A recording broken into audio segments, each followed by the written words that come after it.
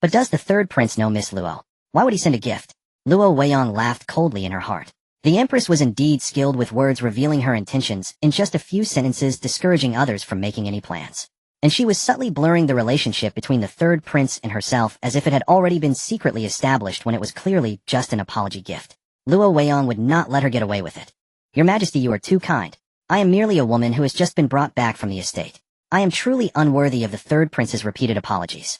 The third prince, following his Majesty's decision, has already sent the apology gift. This matter is over. After all, I am already deeply ashamed to have received that apology gift. Besides, the third prince is the son of heaven, a dragon among men. I, your subject, am merely a common lady of the inner chambers, and having just returned to the capital, I am not yet well versed in etiquette, and my speech is quite rustic. The people around the third prince must be noble ladies. I do not consider myself blessed enough to trouble the third prince to accompany me for flower viewing and outings. Please do not embarrass me further. With a clever deflection, Luo Weiyang dismantled the landmine the empress had thrown, making sure no one could get close. But she still knew how to speak. She praised the emperor's son, so even if the empress was furious, she couldn't say it out loud. Unless you admit that your son is only fit for an ordinary woman, then I would admit you are formidable. But the empress would never do such a self-deprecating thing, as one could tell from the clothes she wore today. She almost had the words legal wife written on her face. The empress' expression stiffened, and just as she was about to say something, consort son spoke up. Luo Weiyang had already guessed that consort son would intervene not only for her own son's sake to prevent the empress and the third prince from gaining the Luo family's support, but also because of the two previous confrontations between the Sun family and herself, where the Sun family had gained nothing and lost face. They needed to take revenge. Once she spoke, the empress would be in a more difficult position and the topic would be more easily dismissed. Your Majesty, you have indeed overpraised her. This Miss Luo looks innocent and harmless now, but according to my niece, she has a fierce temper. My niece has been humiliated by her several times, and went home with eyes swollen like walnuts from crying. Indeed, her words lack some etiquette, and she ought to be properly educated. The empress, who had been cut off, instantly became amiable again, and said even if she lacks some etiquette, as long as she stands high, it doesn't matter. After all, when you stand high enough, some rules need not be learned anymore. Weiyang is the daughter of Luo Huaiji, who sacrificed his life to save his majesty. When his majesty speaks of the past, he cannot help but shed tears. I do not believe that a child born of such parents could be anything but good. We should give the younger generation more time. Am I right, Weiyang? It turned out that earlier when she mentioned being from the estate, she was testing whether Luo Weiyang would be tempted by power and status. Unfortunately, she didn't see that position as a piece of meat, nor was she a dog drooling over a hook. Luo Weiyang had to respond to the empress' words. Whether she refused directly or indirectly, she would offend the empress. The Sun family was already offended. So to reduce the damage from offending the empress, she would have to also take a dig at the Sun family. Whether in public or private, I am certain. On a small scale, my parents' excellence is beyond doubt in my eyes. They say a child is a small representative of their parents. I don't mind if I mock myself or others belittle my lack of manners, but I cannot accept the belittlement of my parents. On a larger scale, ever since His Majesty appointed you as Empress, you have represented the model of conduct for all women in the empire. So what you say about needing time is naturally correct. But speaking of this, I would like to add flowers come in 100 shades, and there is no need to live the same way. So what Consort Sun said about me, I take to heart, but it cannot change me. I cannot smile when facing accusations and insults. I apologize to Consort Sun here, but I apologize for not being able to change my nature, not because I think I did wrong. I am indeed quite unruly, and my grandmother often scolds me, but I am still wild by nature. Others might say this is my shortcoming and weakness. After all, I have never read the female precepts, but I have read many books about mountains, rivers, and folk customs.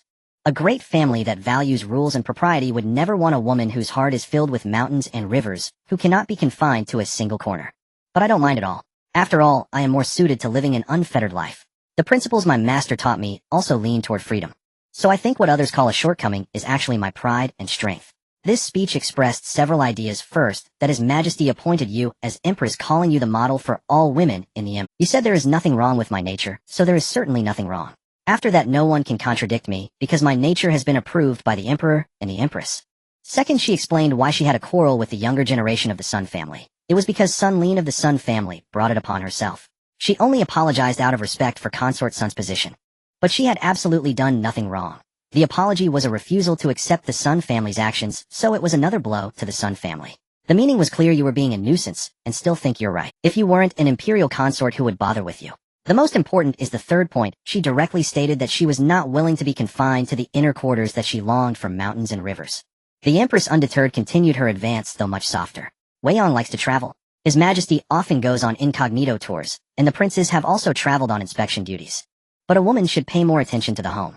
Although you have not yet come of age, you should still learn. If you want to learn, Luo Weiyang knew the Empress was not giving up and didn't expect her to be so blatant. She couldn't let the Empress finish, or it would be disastrous. After the interruption, Luo Weiyang clearly noticed several people in the hall sighing in relief. If she were taken to the palace to learn etiquette, it would be disadvantageous for their daughters. Luo Weiyang smiled cheerfully, but her words were not what the Empress wanted. Your Majesty, you are right. But my life experience has made me different from others. If I had been born and raised in the capital, I would naturally think the same. But that is not the case. So although I am physically confined to the inner chambers, my thoughts are not limited to this small space. My master said that to gain true skill, reading 10,000 books is not as good as traveling 10,000 miles. Step out of the confines of the boudoir and experience the richness of life. I have always longed to travel far and wide. My family supports me. At that time my health was poor, so my grandmother said I could do as I wished when I grew up. Now that I have grown up, I want to travel to various places, experience the local customs, see how different tribes and farms live, and also traverse the mountains and rivers to see the prosperity of the world. Climb to the top of the mountains, look down upon the rolling peaks, take in the rivers and lakes, and feel the flowing streams. Feel the vastness of the land under the rule of a wise monarch and enjoy the endless. This flattery diverted everyone's attention and even praised the emperor, so who could say she was bad? The Empress had to turn to the Luo family elders, naturally not calling on the grandmother, so she addressed the general's wife. This girl Weiyang is truly unique. Your family is too indulgent. These words were practically slapping the Luo family's face, implying that Luo Weiyang didn't know what was good for her, refusing honor, and that they were also lacking in vision. Then the elder aunt stood up and replied, Your Majesty, at birth Yang Yang nearly died. For her own sake, she was raised in a manner. It was going smoothly, but then a servant harbored ill intentions. Let's not dwell on the past. In short, later Yang Yang was blessed to meet a master who appeared and disappeared like a spirit. All her skills were taught by her master, who also saved her from danger many times. But the family had many men, and the master could not stay in the residence. Moreover, the master disliked being seen in public. Saving Yang Yang was a stroke of fate. Our whole family is grateful to her. We always say she is like a second mother to Yang Yang. So whenever she gives advice, we never interfere, but actively support and let Yang Yang decide for herself. Moreover, I once campaigned with my husband. The Easternly Kingdom is well governed by His Majesty. Yang Yang wishes to explore the rolling mountains, cross the surging rivers, seek diverse customs, listen to true voices, and gain insights. That is a good thing. Yang Yang even said that next time her husband goes to war, if she is not allowed to go, she will secretly follow behind and see the true spirit of our people on the real battlefield. After this speech, those who only valued the Luo family's power became more determined, especially the Empress. If Luo Weiyang were brought into the palace, it would be chaotic. Such a lively person could never be content with being arranged. Moreover, they could not use the excuse that the master is a man who does not understand women and advise her to stay away. Unexpectedly, the master turned out to be a woman as well. But later the Empress' desire overcame reason, as she thought that if the rice was cooked, her heart would be tamed. But Luo Weiyang shattered her perception again, delivering the greatest blow of her life. A blow that left no hope. To implement the plan with the emperor, there was no time to delay. The Empress then said, The children are growing up with their own ideas. Enough. Matters between the younger generation, let them experience it themselves. Your Majesty, your phoenix-like grace rivals the sun and moon. Your subject Weiyang wishes you good fortune and long life. Luo Weiyang stood up and performed a slight bow. As for why she stood up, one cannot sit in the presence of the Empress. That would be inauspicious. Good. I find this. The Emperor's fake smile was rather ugly. At least that's what Luo Weiyang thought. Luo Weiyang's little fangirl Shen Qingling was almost ecstatic. This speech was truly well said, completely separating herself from the palace. But she still suppressed her urge to stand up and applaud. No wonder her father said she was stupid. What was that straightforward talk she used to have? She felt she was starting to grow a brain, uttering words seamlessly, leaving no chance for the Empress to interject. Then came the usual topics. After chatting for a while, the Empress gave a signal to someone who immediately urged the proceedings forward. Your Majesty, forgive my boldness. I say today there are so many young ladies here, each one more beautiful than the next. Yao Xiuxiu is the #1 talented woman in the capital. Why not let the ladies display their talents? The Empress can prepare some prizes for everyone to enjoy. Haha, you speak well. The performances began. Luo Weiyang watched the noble ladies display their talents. Some played the zither with melodious notes, some danced gracefully, some conquered the audience with poetry and songs, bringing the banquet to a climax. Just as Yao Xiuxiu finished reciting a poem about chrysanthemums, the Empress sighed. The same woman from before began to set the stage. Luo Weiyang noticed that her dress was quite plain compared to others, so she must have known the inside story. But then again, it wouldn't work without someone to pave the way. Your Majesty, what's wrong? Why did you sigh? I thought you were enjoying the performances. Luo Weiyang and Shen Qingling exchanged a look, thinking, here it comes, it's really coming. I am reflecting. Here we are singing and dancing, composing poems, enjoying chrysanthemums, but outside heavy rain has fallen for half a month. Alas, the water levels in many places have risen to unprecedented heights. Villages and fields are submerged in a vast ocean. Countless people are displaced homeless. More and more people gather at the city gate. I was thinking, besides appreciating chrysanthemums and praying for the rain to stop, what else can we do for them? When disaster strikes, the emperor's attitude and decisions are important, but the real solution comes from every one of us. The emperor worries sleeplessly at night, but cannot solve all the problems. Only if each of us keeps the victims in our hearts can we truly help them. Since we've come to this, do you have any good suggestions? Yao Xiuxiu was indeed a show-off. Staying silent was the wise choice, but she shouldered the banner and stepped forward. I wonder if the Sun family can get along with the Yao family after her echoing of the empress. The lackey role may soon be over.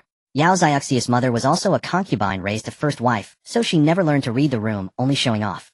So no one stopped Yao Xiuxiu, and she knelt in the center. Your Majesty, I too have been worrying day and night. Seeing the countless victims dead or injured, not even able to have a full meal, therefore I have personally gone out to give alms. I cannot do much, but a little hot congee and ginger water is within my ability. At these words, several young ladies sneered secretly. She had gone only once with little grain, not even enough for one bowl per refugee. After the show she left. The empress was waiting for someone to speak. And here it was. Seeing the displeased expression of consort Sun, the empress became even happier. You have a kind heart, child. This is a good idea. Let us proceed with it then. We can also purchase clothes for the victims, as wearing wet garments may easily lead to illness from the cold. We could also buy some medicinal herbs for preventative purposes. That insider spoke up again as expected. Your Majesty, the empress is truly righteous. To be in such a high position, yet still care for the people, is a blessing for the common folk. I propose that we all contribute what we can and place the donations under the empress arrangement. After all, scattered efforts are not proper. It would be better to have one person in charge, though it would trouble Her Majesty. I will donate all the jewelry, hairpins, and ornaments I brought to this banquet. Only the most precious items are brought out, as they best match this sincerity. I will also contribute 500 taels of silver as a modest effort. The empress immediately responded with a smile. I don't mind the hard work, it is my duty. Your sincerity is what's truly rare. I shall also donate my jewelry to be exchanged for gold and silver to help the victims. Additionally, I will contribute 3,000 taels of silver. However, I cannot take the credit for this idea. It was Miss Yao's suggestion. I will add another 1,000 taels of silver, but as this is not the right time to reward the Yao family, I shall donate it in the name of Yao Xiuxiu to the victims. What a masterful move. Didn't you see the women present staring at Yao Xiuxiu like wolves eyeing meat? They wished they could devour her whole, seething with envy. No one else had spoken, but she had to be clever. What a disaster. However, once the precedent was set and the empress had spoken, everyone had to follow. The empress went even further, having 2 chests brought in and summoning 2 scribes. They clearly recorded the amounts of gold and silver donated. Collection of jewelry and banknotes began simultaneously from both ends of the banquet hall. Those who hadn't brought anything could have it noted down and settle after the feast. Luo Weiyang watched as the collectors drew closer until they reached the Luo family's table, while the ones opposite reached the Sun family's. Unlike the Sun family, the combined value of the jewelry worn by the Luo family's first and second madams was less than that of Sun Lin across from them. The grandmother remained motionless. Everything she wore was bestowed by the late emperor and could not be donated. Luo Weiyang also stayed still, as she only wore a hairpin given by her 4th brother, which she naturally... The person with the chest moved forward, and the scribe waited for the Luo family to produce banknotes, but there was no movement at all. Even a minor official at the end had donated 100 taels, yet the Luo family contributed. The Sun family saw this. Sun Lin was a child, so children say the darndest things. Receiving a signal from Imperial Noble Consort Sun, she directly attacked Luo Weiyang.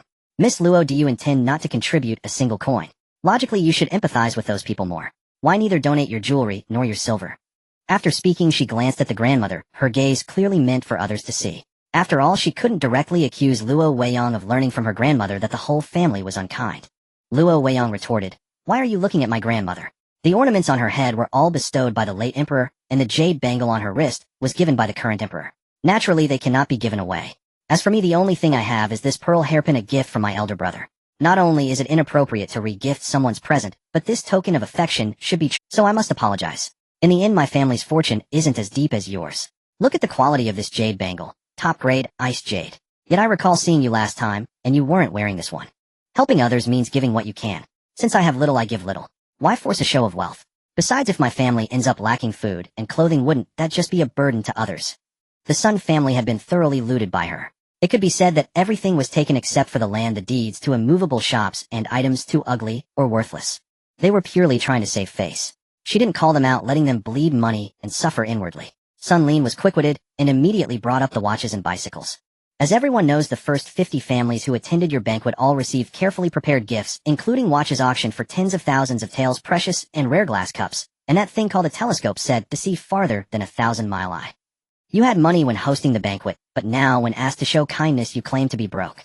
Is it that you simply don't want to give? Times like this truly reveal a person's character.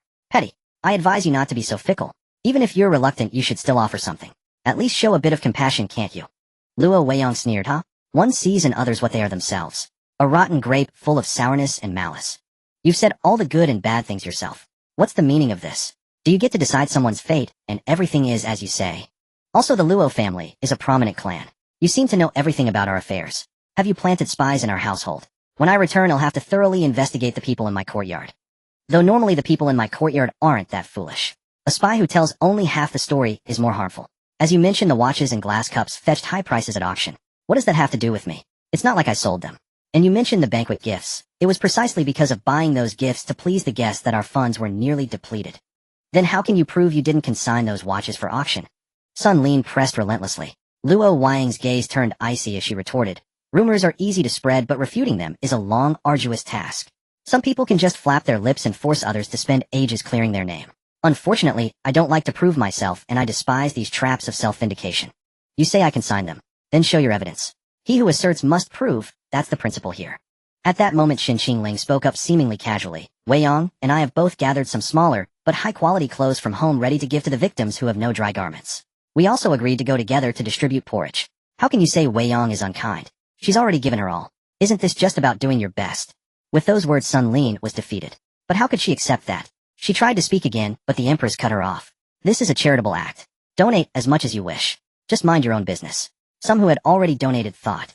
Can I take mine back? Sun Lin fumed inwardly. Damn it. When my aunt takes your position, you'll be the first to go. On the surface, everything returned to its former state. As night fell, the rain fell more steadily, and the emperor arrived with his ministers. Luo Weiyang thought, finally, it's come to the last step. I'm truly tired of The emperor arrives, the eunuch announced. Long live the emperor. May you live 10,000 years. Rise. After saying this, the emperor and the empress sat down at a table.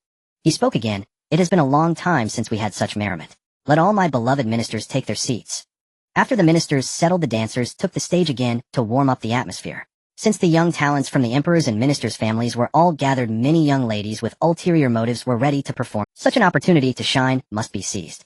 Although the prize for the top performer was merely a small token, what truly mattered was the recognition from the emperor, empress, and ministers, the title of the foremost lady of the realm. This award signified that your talent was the most outstanding at that moment. Many young gentlemen seeking marriage partners were also watching closely, as this was a golden opportunity. These ancient noble ladies had their paths predetermined from birth. They were trained in singing and dancing since childhood. Some parents with selfish motives treated their daughters merely as tools. They even went so far as to hire tutors from pleasure houses like Yahonglu to teach their daughters secret arts. They openly spoke of contempt, yet secretly sought to learn from such places. Truly, having reached the age of 30, they had only mastered the art of hypocrisy. The four arts, zither, chess, calligraphy, and painting, were their compulsory subjects. Embroidery was also highly valued, but this occasion was not suitable for such a contest. Thus in the next half hour, Luo Weiyang witnessed a dazzling array of dances: fan dance, water sleeve dance, spring outing dance, and many more, all dizzying to behold. Some sisters performed together. One played the zither to purify the soul, another sang with a melodious voice, while others danced gracefully, showcasing their captivating voices and elegant figures. Even though it was a feast of beauties, it inevitably grew tedious, like a template copy and paste devoid of novelty. She glanced at her brothers. Luo Weiyang. Big brother, why are you staring at me?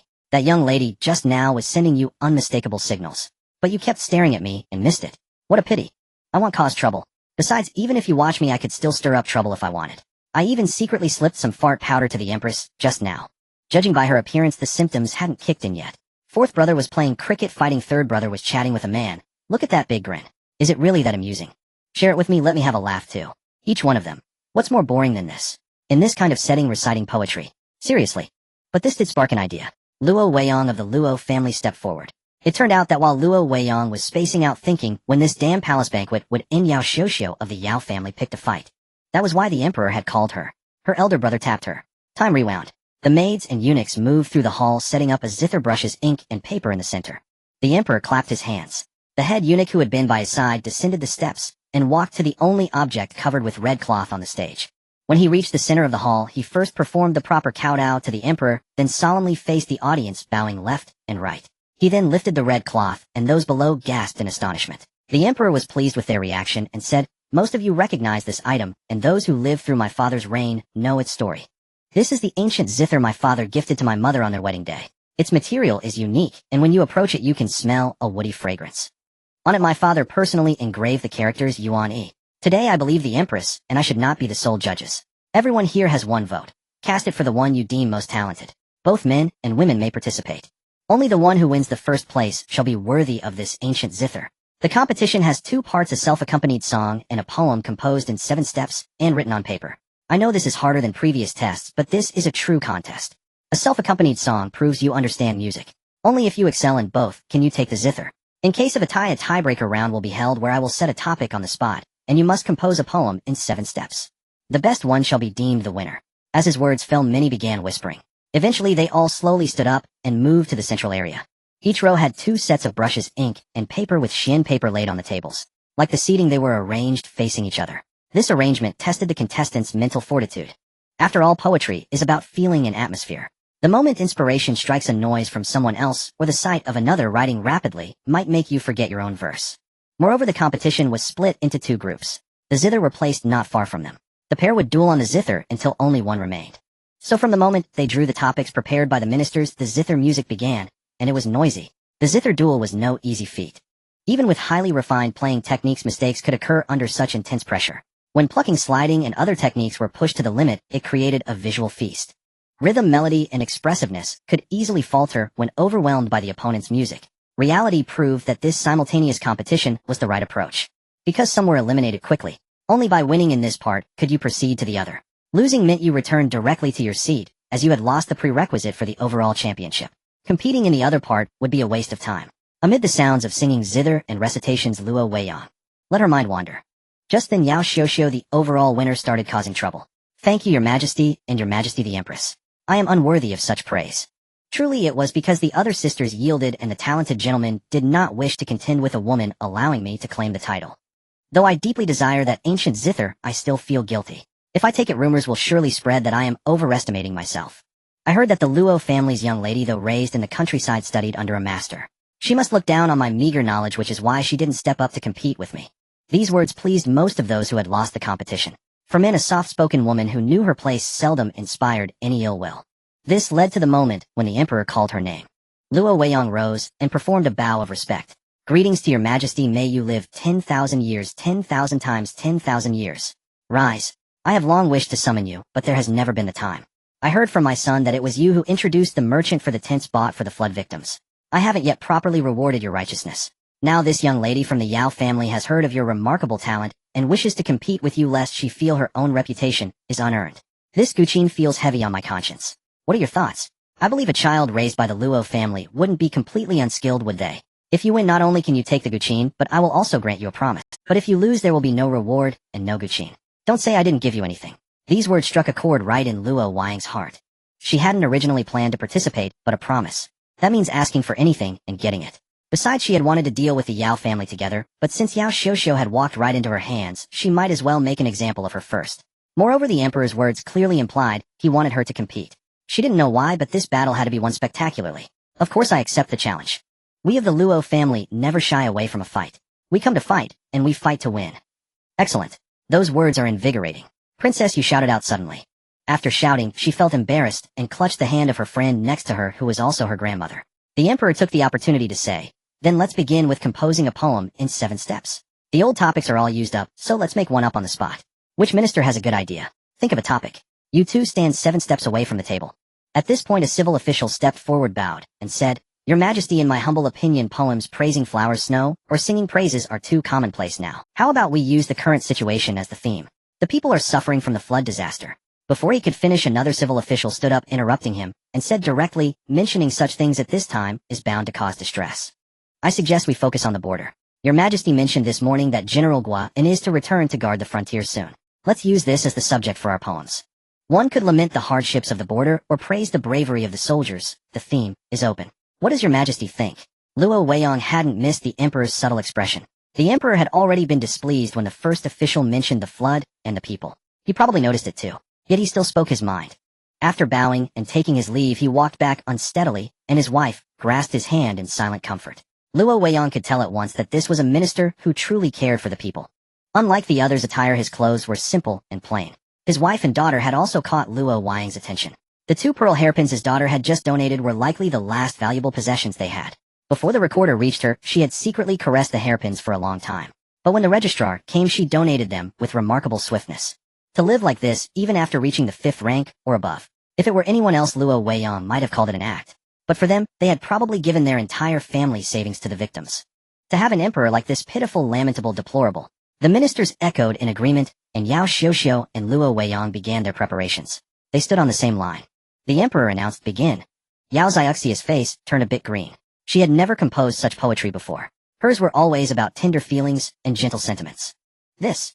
Luo Weiyang paid her no mind and walked straight to the table. Yao Xiuxiu, flustered, hurriedly followed Luo Weiyang's pace. Soon reaching her position, Luo Weiyang picked up the brush and wrote. Yao Xiuxiu, abandoning all pretense and feeling her composure shatter, also picked up a brush and began to write. The papers were rolled up and collected. The eunuch walked to the emperor, exchanged them a few times before opening them to show the emperor and empress. This one is written. It's already very good for a young lady in the inner chambers to know of the hardships at the border and the suffering of the people there. But this. The emperor suddenly stammered. This caused the empress to look at the second poem, and her expression also changed. Just as Yao Xiuxiu thought that Luo Weiyang must have written something offensive to anger the emperor, the empress spoke with a smile. "I didn't know our Dongli kingdom had such a talented young woman.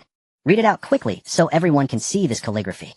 The empress had seen Yao Xiuxiu's handwriting before, so she knew this poem was written, but her resolve strengthened a bit more. Following the emperor's decree, the personal eunuch first read the slightly inferior poem, titled "The Border." The border is merciless and wild, the people suffer, hearts are torn, the land is broken, homes destroyed, blood and tears fall with kin forlorn. As soon as this poem was recited, the ministers began to... Yao Xiuxiu thought she had it in the bag. She didn't realize the eunuch hadn't followed the empress order and hadn't read the better one first. The calligraphy was also revealed, and it was the standard Zanhua small regular script. At that moment, she quietly whispered a sarcastic remark at Luo Weiyang. Luo Weiyang sneered and whispered back, "Idiot." Yao Xiuxiu clenched her handkerchief about to flare up when the personal eunuch spoke again. This one is titled "Song of the Army." Dark clouds and snow-capped mountains over the border, a lonely city gazes afar at the Jade Gate Pass. Through yellow sand and 100 battles our golden armor is pierced, we will not return until Lulan is destroyed. As the voice fell, the entire hall fell silent. The civil officials savored the poem's depth, while the military officers were transported back to their own days of battle upon hearing it. The handkerchief in Yao Xiuxiu's hand dropped straight to the floor. When the paper was raised high in the hall, the crowd gasped again. Such bold, powerful, and vigorous calligraphy written by a girl not yet of marriageable age. And the meaning of this poem. It was written by a woman. What extraordinary breadth of mind and spirit she must possess. Wealthy minister, this poem is brilliant. The line "through yellow sand and 100 battles our golden armor is pierced" made me feel as if I were on the battlefield, giving me a deeper understanding of the arduous and fierce nature of our Dongli kingdoms. Even though the golden armor is worn through by swords and blades, the will of our soldiers to serve the country remains unshaken. Even here in the capital, we know that the western regions are only relatively stable. Although we have signed treaties allowing trade between nations, we must always be wary of raids from their soldiers. We will not return until Lulan is destroyed. This is like the solemn oath of battle-hardened warriors. The first part describes the hardship of battle, the frequency of conflict, and the danger to the soldiers. The latter part reveals the determination and boldness of our Dongli kingdom. We do not seek trouble, but if you attack us, we will fight our way to your stronghold and teach you to behave. The military officers were not as eloquent, but the glint of tears in their eyes was genuine, as if someone had finally acknowledged their struggles. They feared neither sacrifice nor hardship, willing to spill their blood on the battlefield to achieve merit and protect their homeland. The ministers seemed to have entered some flattery group, each with their own way of... Luo Weiyang stood calmly, making it impossible for anyone to tell who was more excited between her and Yao Xiuxiu. But Sun Lin was the first to speak, exposing her own ignorance. "Xiuxiu, this Song of the Army must be your poem, right? You wrote it so well. I never knew you had such talent. But you should also consider Miss Luo's feelings. After all, this kind of overwhelming superiority is really damaging to her self-esteem." With every word Sun Lin spoke, Yao Xiuxiu's face darkened. She was probably cursing Sun Lin out in her mind. Just because you have a mouth, do you have to use it? Not only can't you read the room, but you can't even recognize my handwriting. I only know the Zanhua small regular script. If you weren't the only granddaughter of the prime minister, I wouldn't even bother with you. Luo Weiyang, watching Sun Lin's expression, asked with amusement, enjoying the spectacle. "So Miss Sun, what do you think of the poem titled The Border?" Its theme is rather ordinary. It's completely outshined by the other one. Even though we live in the capital, who doesn't know about the suffering at the border or how the people are destitute when the fighting is intense? One could barely call it a direct expression of feelings, but to be more precise, it's like saying I wish to eat instead of I wish to dine. Sun Lin actually commented earnestly. Luo Weiyang let out a chuckle at Yao Xiuxia's clueless companion. Sun Lin, thinking Luo Weiyang had lost her mind, offered words that were ostensibly comforting but laced with mockery. Miss Luo, there's no need to feel so inferior after all you've come from the countryside. Before she could finish, Yao Xiuxiu couldn't hold back and interrupted. Xiuxiu, the poem about the border pass. I wrote it. Time was too rushed, I couldn't craft a better one. Sun Lin felt as if she had swallowed a fly. Noticing many eyes on her, she considered making a foolish retort, but was silenced by a stern glance from her grandfather. Luo Weiyang said, I thank everyone for your praise and Miss Sun for her high opinion. I am truly unworthy of it. After all, Luo Weiyang paused and glanced at Yao Xiuxiu before continuing. Time was too hurried, otherwise I could have composed an even better poem. Ha. Thought. The banquet was filled with suppressed laughter. Everyone understood the taunt. The emperor declared conclusively, judging from the reactions of my ministers, it is clear that everyone is fond of the poem, Songjun Xing. I hereby announce that Luo Weiyang wins the 7-step poem contest. But I am curious. If you were to compose another poem, how would you do it? Luo Weiyang searched her memory and slowly recited a poem. The autumn scene beyond the frontier seems bleak. The wild geese fly toward Henyang without a second thought. The sounds of war rise from all sides. Amidst countless peaks, the lone city looms with smoke and sunset. A cup of wine, yet home is 1,000 miles away. No victory to engrave on Mount Yinran, no return. The Chong flute plays mournfully under the frost. The ground is covered white. No one sleeps. The general's hair turns white and the soldiers weep. This poem was inspired by the teachings of an old friend of my master, Mr. Fan. Mr. Fan once painted a desolate and poignant bird's-eye view of the border. Seeing that painting, I thought of the soldiers' unfulfilled ambitions and their longing for home and family. The emperor exclaimed 3 times, excellent, excellent, excellent. Then he asked, where is Mr. Fan now? Was the earlier poem also influenced by him? Luo Weiyang sighed and said, I do not know where he is. I don't even know my master's fixed residence. Most of the talented individuals are employed by your majesty. The few who remain are eccentric and avoid bustling places. They probably live in a remote corner enjoying a tranquil life of farming and weaving. The first poem was inspired by Mr. Wang. It has been 3 years since I last saw them. I miss them dearly. Your majesty, please do not bring them up again. The mere thought fills me with longing and sorrow. I fear I might falter while playing the zither later and fail to convey its full essence. These words effectively blocked the emperor's intent to inquire about her master. The emperor waved his hand, and Luo Weiyang and Yao Xiuxiu sat opposite each other. There was no trace of sorrow in Luo Weiyang's. Unlike Luo Weiyang, who had walked slowly to the zither, Yao Xiuxiu rushed forward with unusual haste, betraying any semblance of a refined lady. To those eager to see Luo Weiyang humiliated, like Sun Lin, this confirmed their suspicion that Luo Weiyang was a poor performer and had lost her nerve. Yao Xiuxiu, having devoted her childhood to mastering the zither, could not resist showing off before the competition began. Sister Weiyang, if you lose this round, don't cry.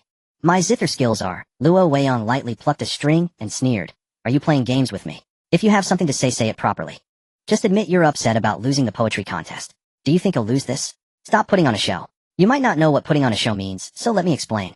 What you're doing right now with this pathetic act is putting on a show. Don't play games with me. One face in front, another behind, one way in public, another in private, one way in the open, another in the dark. I can't stand these 6 faces. Oh, and a friendly reminder, people who talk too much usually lack real skill, because all their energy goes into their mouths. Also, out of respect for your zither teacher, you'd better not mention her name. It would be embarrassing if you lose. Let's begin. Luo Weiyang chose the peace general's command. The opening notes were soft with a gradual crescendo. At first, Yao Xiuxiu, who seemed to have the upper hand, was already overconfident. That opening only made her more complacent. So when Luo Weiyang reached the rapid, intense section, the sheer killing aura startled Yao Xiuxiu into hitting a wrong note. From then on, she retreated step by step, sweat beading on her forehead and back. Eventually, she even snapped a string in her panic. Luo Weiyang smiled faintly, casting a contemptuous glance at her, and secretly sprinkled fart powder. The empress fart powder had not yet taken effect. Luo Weiyang reflected deeply, concluding that she had applied too little, causing the already delayed powder to remain inactive. She then administered a strong dose to Yao Xiuxiu. The result was too potent. Before the piece could finish, a loud bang sounded from the opposite seat. It was incredibly loud. Luo Weiyang thought to herself, heavens, I used too much. She stopped playing as the piece was already near its conclusion. A stopping now would not be noticeable. It counted as a complete performance. But Luo Weiyang's nonchalance displeased the ministers and ladies, who had been jolted out of their sublime musical reverie by the fart rudely dragged back to reality. Everyone turned to look at the source of that thunderous fart, Yao Xiuxiu. Yao Xiuxiu had no idea why she had farted in public. As everyone whispered about her, and she tried to explain, Luo Weiyang remained the calmest of all. Luo Weiyang reached into her sleeve and produced a handkerchief. She first dabbed it under her nose, then wiped beneath her eyes, and finally said softly, Miss Yao seems to have been moved by the force of my music, and felt compelled to add her own accompaniment. But next time, even if you wish to sing my praises, do try not to make it so aromatic. Being this close, it's rather pungent to the eyes. Yao xiu xiu. Damn your praises. No, I mustn't curse. I am a proper young lady. Oh no, here it comes again. My. Oh. With a silent scream in her heart, the sound of flatulence mixed with other noises assaulted the hall. Luo Weiyang took a step back. This time, judging by the sound, it was indeed quite fragrant. The surrounding crowd was speechless. How could the Yao girl be so? Yao xiu wanted to explain, but feeling the dampness beneath her, and seeing the contemptuous gazes, she simply fled the hall. Luo Weiyang spoke up at this point. It's alright, everyone, please remain calm. Miss Yao. Perhaps she felt her undergarments were unclean, and gave them another airing. Xin Qingling covered her mouth, but couldn't stifle her laughter. Lord Xin glanced at his daughter several times, sighed deeply, and finally took a large bite of meat from his plate. He had come to a realization at least his own daughter, no matter how rash, wouldn't blatantly relieve herself in the great hall. Oh, the indignity. This thought somewhat eased his frustration. The Yao family meanwhile was caught in an awkward bind, wanting to speak, but unable, and daring not to storm out. The Empress stepped in to smooth things over. Your Majesty, shouldn't we reward that girl Weiyang? Everyone must be curious about what wish she will make. The Emperor chuckled, accepting the offered reprieve. Weiyang stepped forward. This antique zither is yours. And what reward do you seek? Luo Weiyang did not take the zither. Instead, she said, from the very beginning, I had no intention of competing. Not because this zither isn't exquisite, but because I have always favored the blade and the needle over, so giving it to me would truly bury its value. Moreover, I am certain your Majesty holds this instrument dear. How could I bear to make you part with a treasure? Of course I trust that a sage ruler like yourself wouldn't let me walk away empty-handed. If I may be so bold, might I ask for a different favor instead?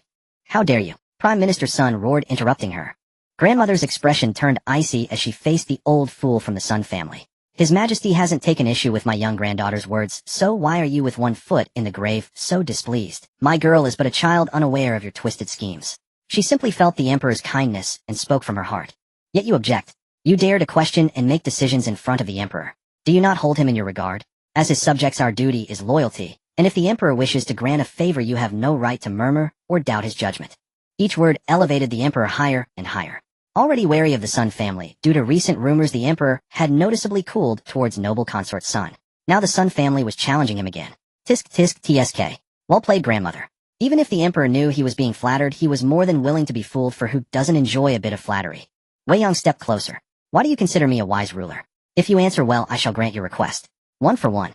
That would make 2 promises in total. But if your answer is poor, then the previous offer is void. Prime Minister's son watched the Emperor, whose silent authority was palpable, and then turned his gaze towards Luo Weiyang with a look of detached amusement. Luo Weiyang pretended to ponder, then performed a half-kneeling bow and recited. The first Emperor and Emperor Wu of Han were slightly lacking in literary grace. Emperor Taizong of Tang and Emperor Taizu of Song were a bit inferior in poetic charm. Genghis Khan, the proud son of heaven. They are all gone. To find figures of true greatness, we must look to the present age. Excellent. Excellent. Ha! The Luo family has produced a fine talent. Though a girl, she rivals any man. Well said. Look to the present age. I grant you 2 promises. Have you decided what you wish for? Luo Weiyang thought it over. She couldn't ask for wealth, as the Emperor wasn't as rich as she was, and he was rather stingy anyway. A death-exempting medal wasn't available at the moment either. The Emperor's wrath could leave a trail of corpses for miles. Even if he didn't kill you the first time, he could easily get you the second. So that was useless. That left only one answer in her heart, to roam freely and openly, to travel everywhere. I have decided, your Majesty. For my first promise, I request an imperial edict decreeing that my marriage shall be solely my own decision. Although my grandparents have already agreed, I fear they might go back on their word, or that someone with ill intentions might persuade them against it, causing them to disregard my wishes. So, you are the son of heaven, the master of Dongli. They all respect and obey you. An edict from you cannot be changed, for your word is law. This speech was brilliantly crafted. First, it established that her family was already in agreement, making any opposition seem malicious. Second, it invoked the Emperor's authority, reminding him that his promise was binding, and that going back on it would be unbecoming of a sovereign.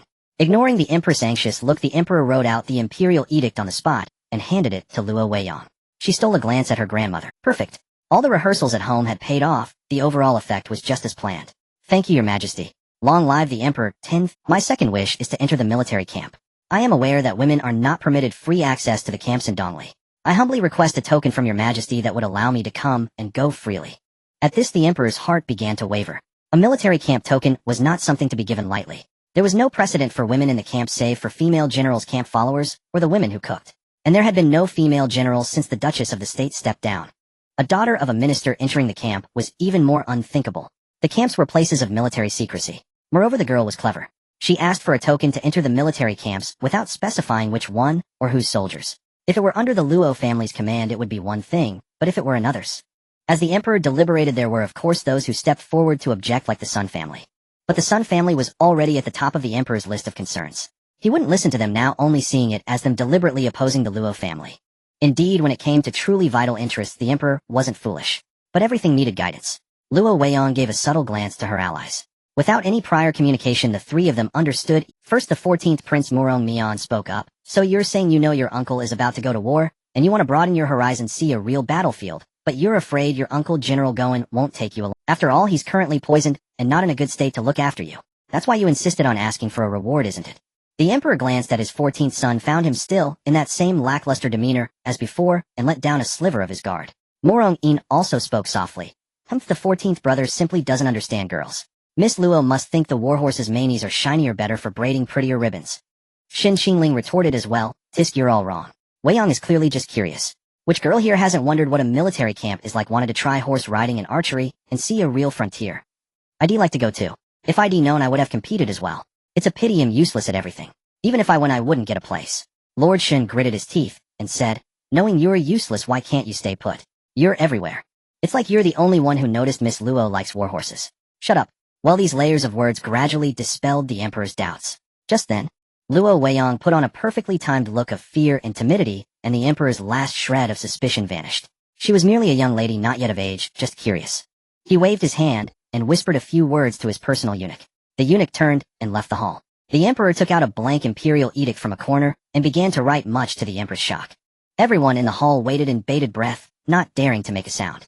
When the eunuch returned, he first showed the box to the emperor, then took the edict and the box together, and presented them to Luo Weiyang, announcing loudly, by the mandate of heaven, the emperor decrees. Let it be known, the imperial edict shocked everyone present. All officials of the 5th rank and above from the Eastern Li Kingdom were gathered there. It was unprecedented for a daughter of a minister without any official title to have free access to the military camps. Moreover, Miss Luo was already the darling of the entire Luo family. Didn't this mean she could strut around anywhere she pleased?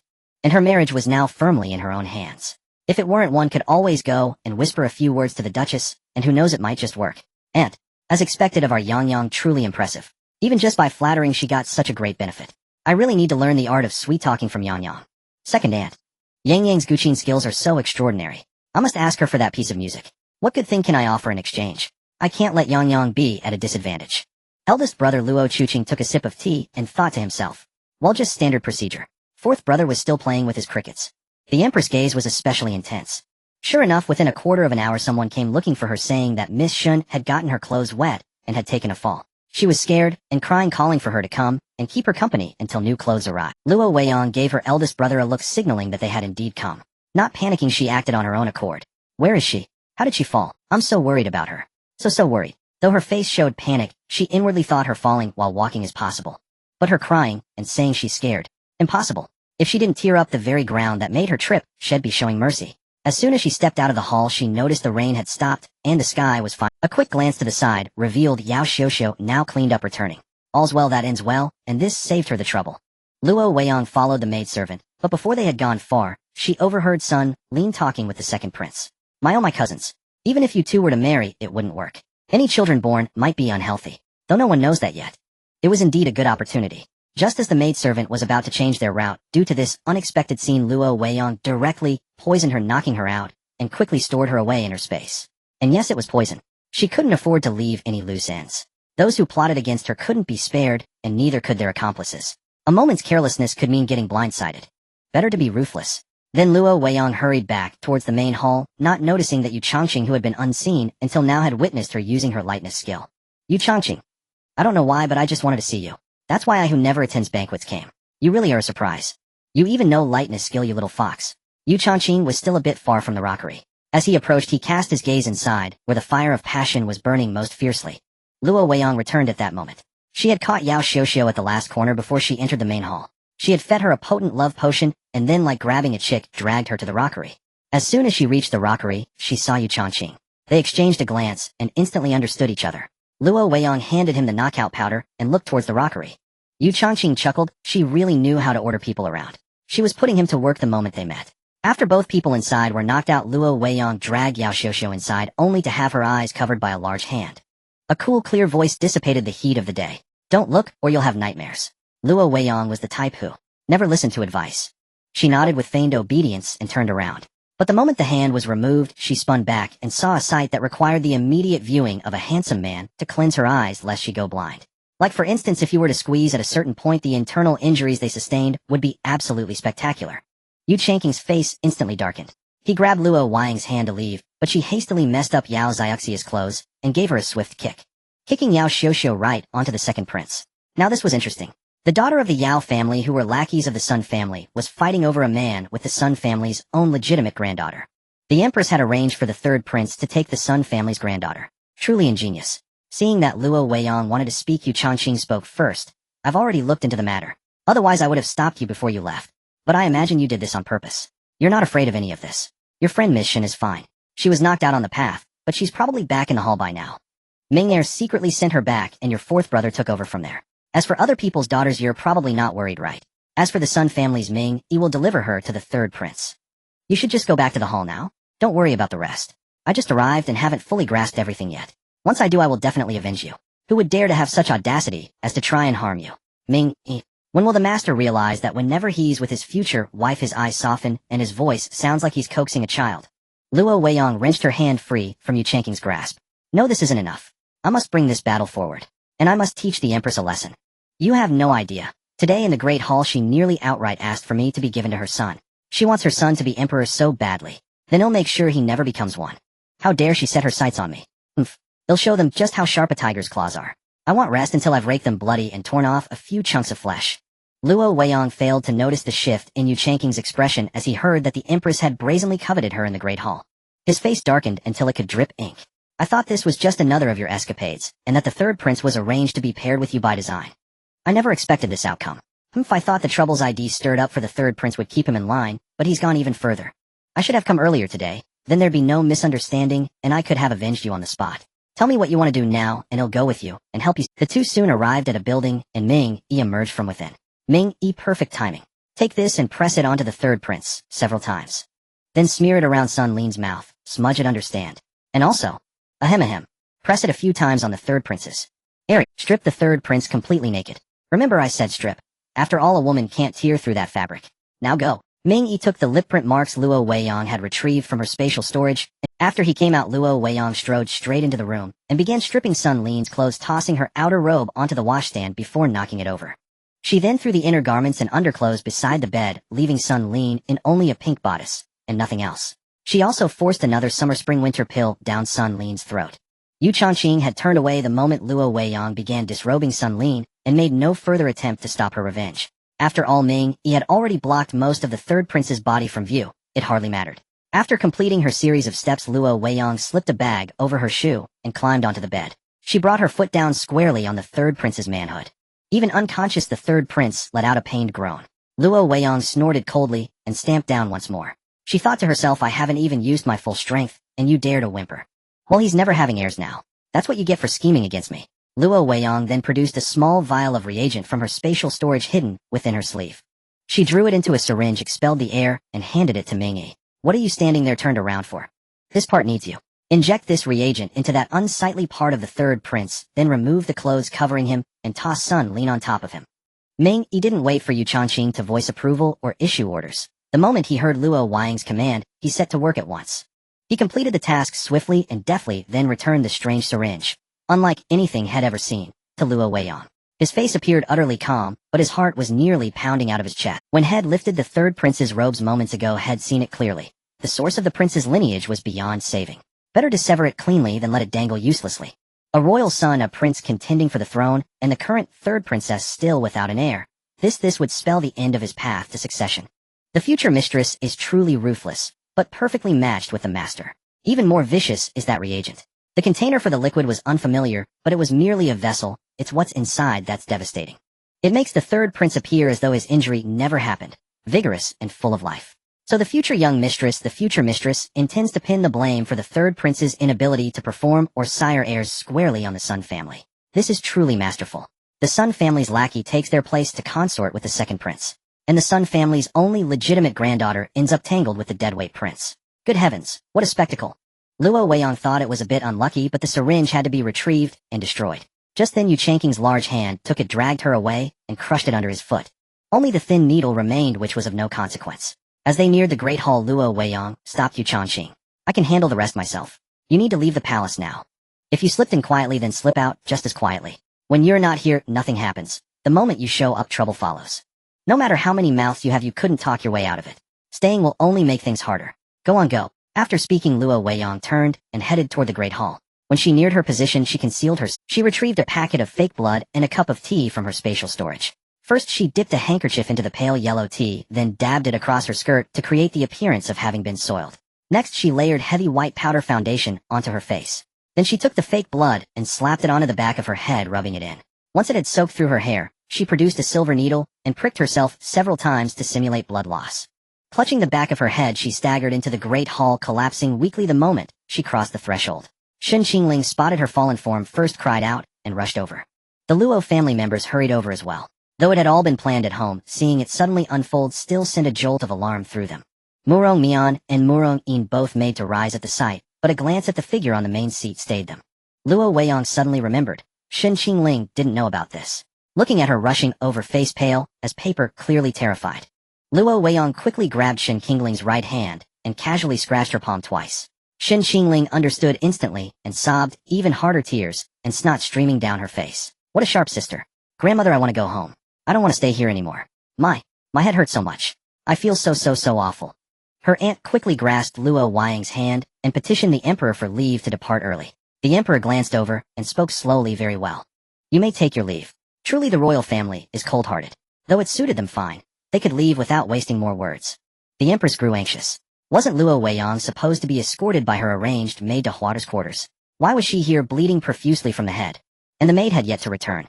Had someone sabotaged the plan, or was the Luo girl playing tricks? If Luo Weiyang knew, she'd surely answer him, playing tricks on you, old hag.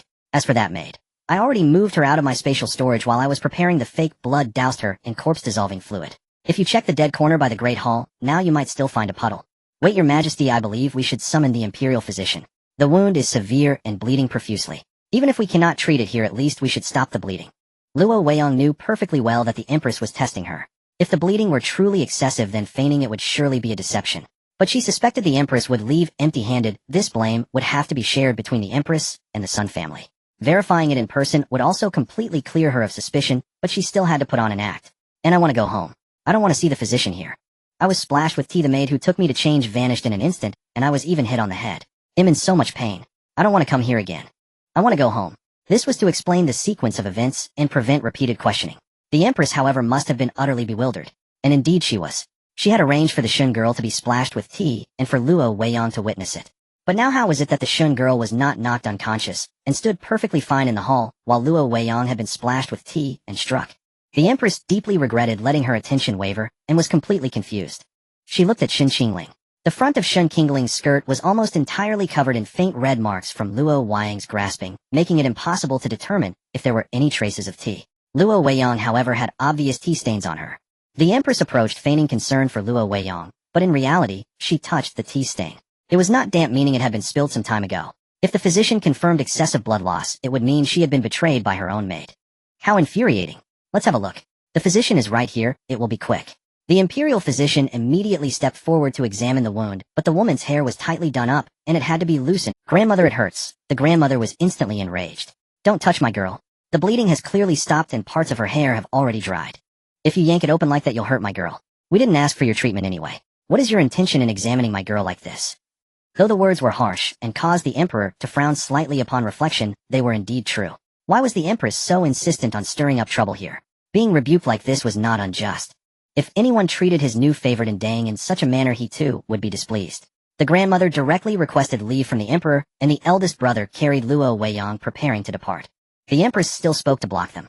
At least take her pulse. Taking her pulse should be acceptable, right? I can't rest easy without it. After all, I organized this banquet, and if Weiyang is injured, and I don't know the severity, that would be too much. The grandmother took one of Luo Weiyang's arms from Luo Chuking's embrace, placing a handkerchief under it. The physician took her pulse and left immediately. The aunt deliberately said, "Hurry, Chuqing, hold her steady. Chu Zhu and Chu Yun, you two support her, don't let her fall. We must be quick. We've already been delayed so long here, we need to make up for lost time." The Empress wore a displeased expression, but at this moment who cared about her mood? However, even greater displeasure was soon to come. The Luo family had already left the palace, and Shun Qingling, due to her extreme worry for Weiyang, was so distraught that her father Lord Shun also requested to take his leave. Similarly, the Prince Yes family also left, though not with a formal request, but simply by announcing their departure. Several other families left one by one, and just then the subsequent plot arranged by the Empress when those people arrived, the Empress only then remembered that she had not yet sent word to cancel the plan. Now, alas, in the palace the imperial physicians were busy, and the Sun family and the Empress were locked in fierce conflict. But none of this affected the warmth of the Luo household. At that moment the Luo family was enjoying hot pot. All the servants of the Luo family, including those brought back by Luo Weiyang, were firmly under the family's control. Everyone in important positions had signed a death contract. Of course, in the Luo family, there was no one who wasn't in an important position. This rigorous check had been implemented only after the young miss had disappeared. All the servants who refused to sign the death contract were either sold off or given money and let go. Every year the Luo family would seek out orphans and also bring retired soldiers to a secret base for training and rehabilitation before they entered the household or took up work outside. Thus, unlike the chaos in the palace, the Luo family was enjoying a warm and cozy hot pot meal. The servants pretended to be busy outside while the masters feasted inside.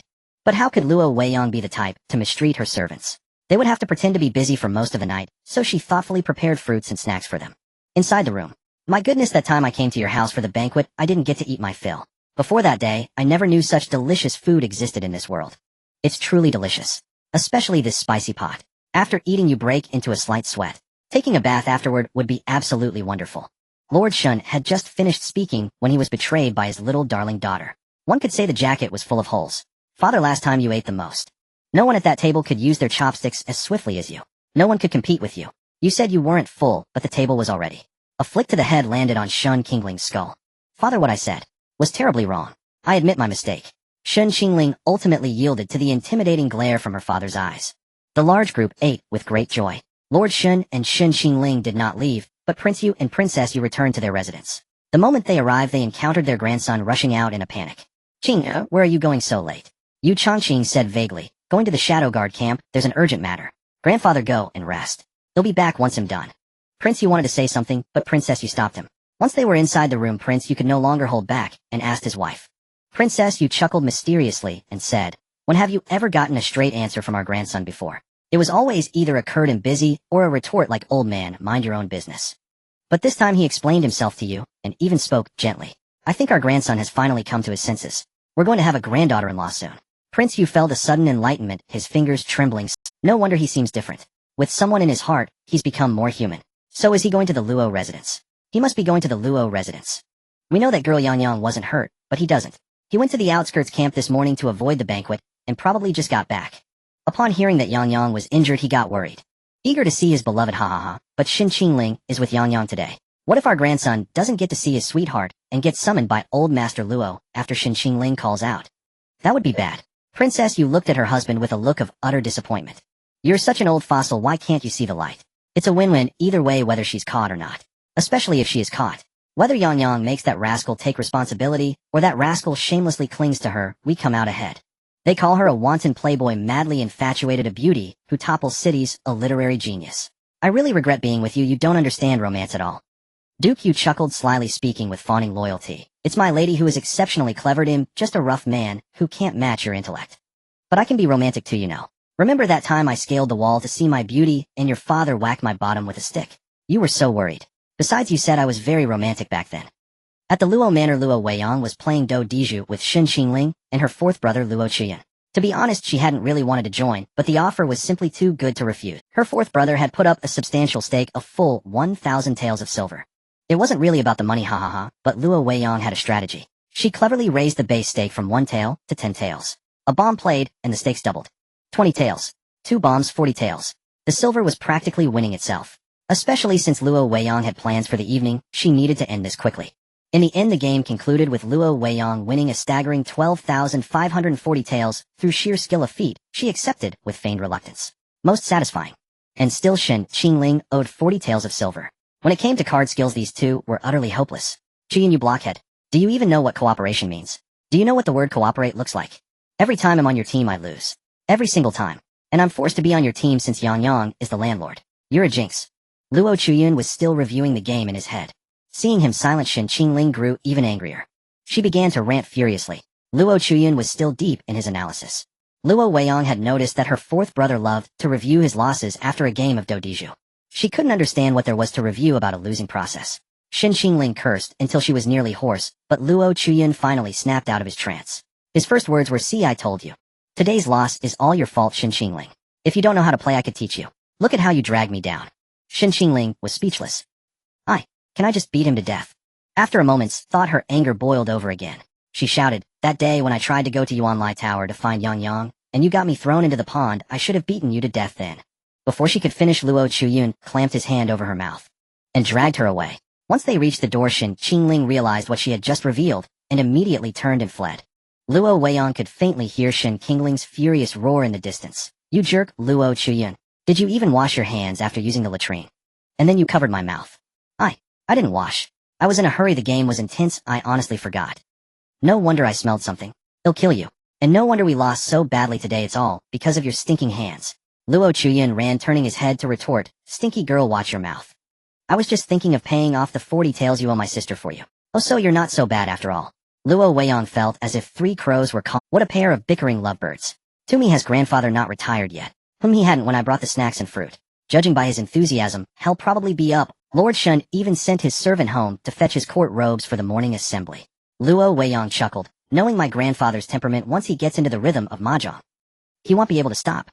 If his partners have good luck, fine, but if not, they'll spend not just this month's salary, but next month's in advance. I never would have guessed Lord Shun had such a personality, but I shouldn't be surprised really. With Qingling's temperament, how could her father be a quiet, reserved gentleman? Anyway, I have things to do. Keep everyone far from my courtyard tonight.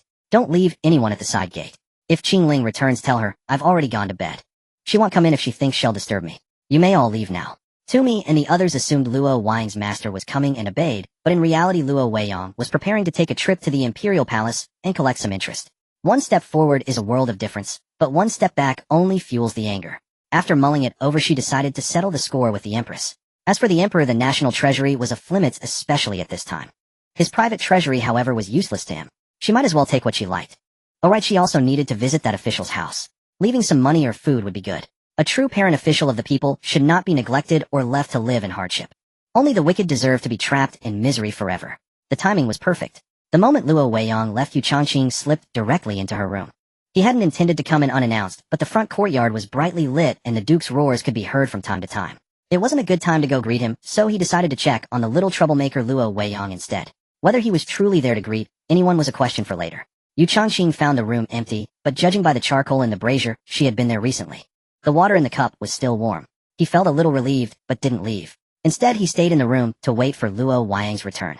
Meanwhile, Luo Weiyang was like a moth drawn to a flame, or rather a rat in a granary. No wonder the national treasury was so poor.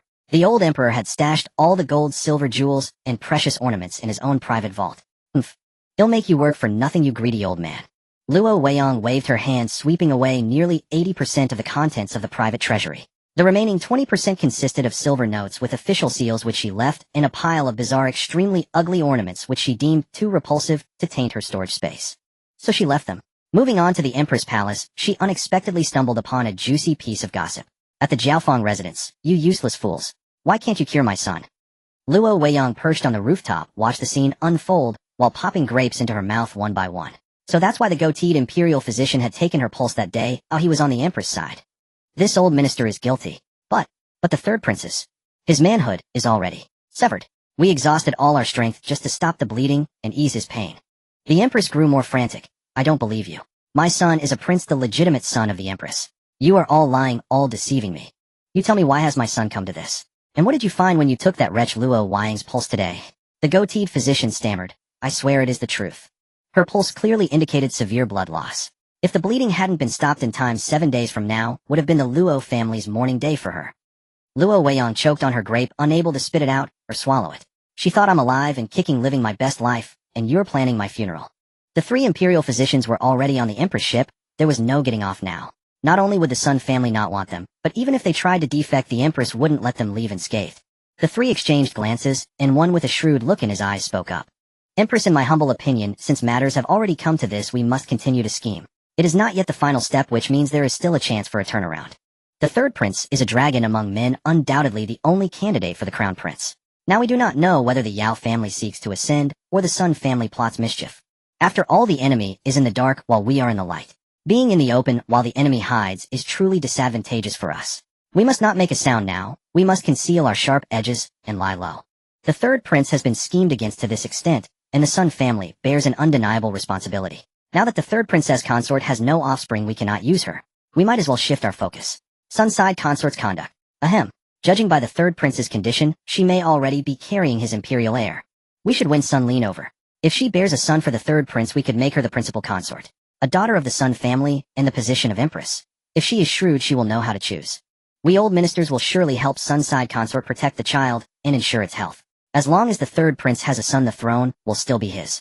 The empress, calmed by these words, swept her gaze to the other two imperial physicians, who immediately reaffirmed their loyalty. Then we have no choice but to proceed. It's a pity. I tried to scheme but was pecked by this sparrow from the Sun family. Someone else was more skilled. The Yao family is merely a lackey of the Sun family. Even if they want to rise, they work under the sun's shadow. Today's defeat is likely due to the Sun family. No wonder Sun noble consort was unusually quiet today. She usually clashes with me. She had prepared a backup plan. If Sun noble consort knew, she would surely cry out in injustice. Heavens! A huge pot falls upon me, and I am utterly unprepared. I only wanted to gain the Emperor's sympathy by showing weakness. Properly softening would have been better for the Sun family's current situation. Luo Weiyang watched the three imperial physicians, who seemed utterly unconcerned about being held accountable for their words. Could it be that Sun Lin had already conceived in secret, and the physicians, fearing the Empress might kill them for this secret, were playing a larger game? Their bet was not only on the Empress, but also on Sun Lin. After all, the pulse-taking result at this moment could fully prove that the child was not the third prince's biological offspring. When the third prince ascends, they can use multiple pieces of evidence to blackmail them into sparing their lives. If they refuse, their accomplices will expose the truth. Admittedly, it was dangerous, but it was also the best way to stay alive. Another series of flatulence came from the hall below. Hurry up and research the medicine for me. Why can't I control myself any longer? Remember your allegiance. Whoever dares to say an extra forbidden word will face my wrath. Do not tell His Majesty the truth. Get out, all of you. The three imperial physicians, upon exiting, let out a visible sigh of relief once they turned the first corner. Luo Weiyang secretly followed them and overheard something quite interesting. It seemed the dose of the fart-inducing powder given to the Empress was just right. Who would have thought that the Emperor, upon seeing his two hot contenders for the throne simultaneously violated by women, would faint from fury? And the Empress, just as she helped him up, let out an extremely loud fart that struck both physically and chemically. It happened precisely when she leaned over his chest, like being hit directly in the face by a fart. The Emperor, still somewhat conscious, instantly lost all awareness. Whether from anger or the stench, it was unclear. But Luo Weiyang guessed it was the stench, otherwise why wouldn't he come to check on his own son? He had to wait for the imperial physicians to report. Haha. Perhaps in this parallel timeline, thousands, or even tens of thousands of years later, history books will record on such and such a day the first person knocked unconscious by a fart. Truly a bizarre tale for the ages. Luo Weiyang remembered what she had to do. She went back, scattered large amounts of knockout powder, and moved all the Empress items that lacked official seals. The Empress had done one thing. Well, she had a huge stash of silver notes. And they were all without official stamps, clearly intended to secretly buy provisions for her son's ascension to the throne. A full 500,000 taels of silver notes. Filthy rich. Luo Weiyang also left the mansion and paid a visit to the third prince's residence. The third princess consort was no saint. She was engaging in illicit affairs. How could such a family deserve the highest seat? After a stroll, Luo Weiyang decided to go to her final destination. The address was obtained from Tsanghuai. A high-ranking official of the fourth rank actually lived in a so-called slum. After many twists and turns, Luo Weiyang finally found it. The roads were still unfamiliar, and it was dark, otherwise she would have arrived. The Lin family's front yard was chaotic, filled with many people. Torchlight illuminated their faces. All were ragged refugees. This is... Luo Weiyang decided to observe first. Father, the buns are ready with plenty of meat filling, and we've also prepared many steamed buns. Lin Zheng's daughter Lin Qianyue said, running out of the courtyard. Lin Zheng handed them out one by one to the refugees. The refugees, without jostling, lined up orderly, received the food, held it close, and kept... Some tried to kowtow, but Lin Zheng stopped them. Tomorrow and the day after you can still come for some buns and steamed buns, but they will be coarse grains. Those with children can save the fine grains for the little ones. If you can endure, drink more water, and wait for the vegetable cakes tomorrow. But after that, well, we can only help you this far. The price of rice and flour has skyrocketed, at least double or triple the original price. I will be powerless after this. However, today His Majesty and the Empress specifically addressed this matter. No one will stop you from leaving the city now. You can go out and at least receive a bowl of rice porridge every day. Go, all of you, go. Some people left cursing. We've never seen such a poor official. You give us hope, then abandon us. You're no different from those who refuse to help. Even worse, why give us hope? What a jinx.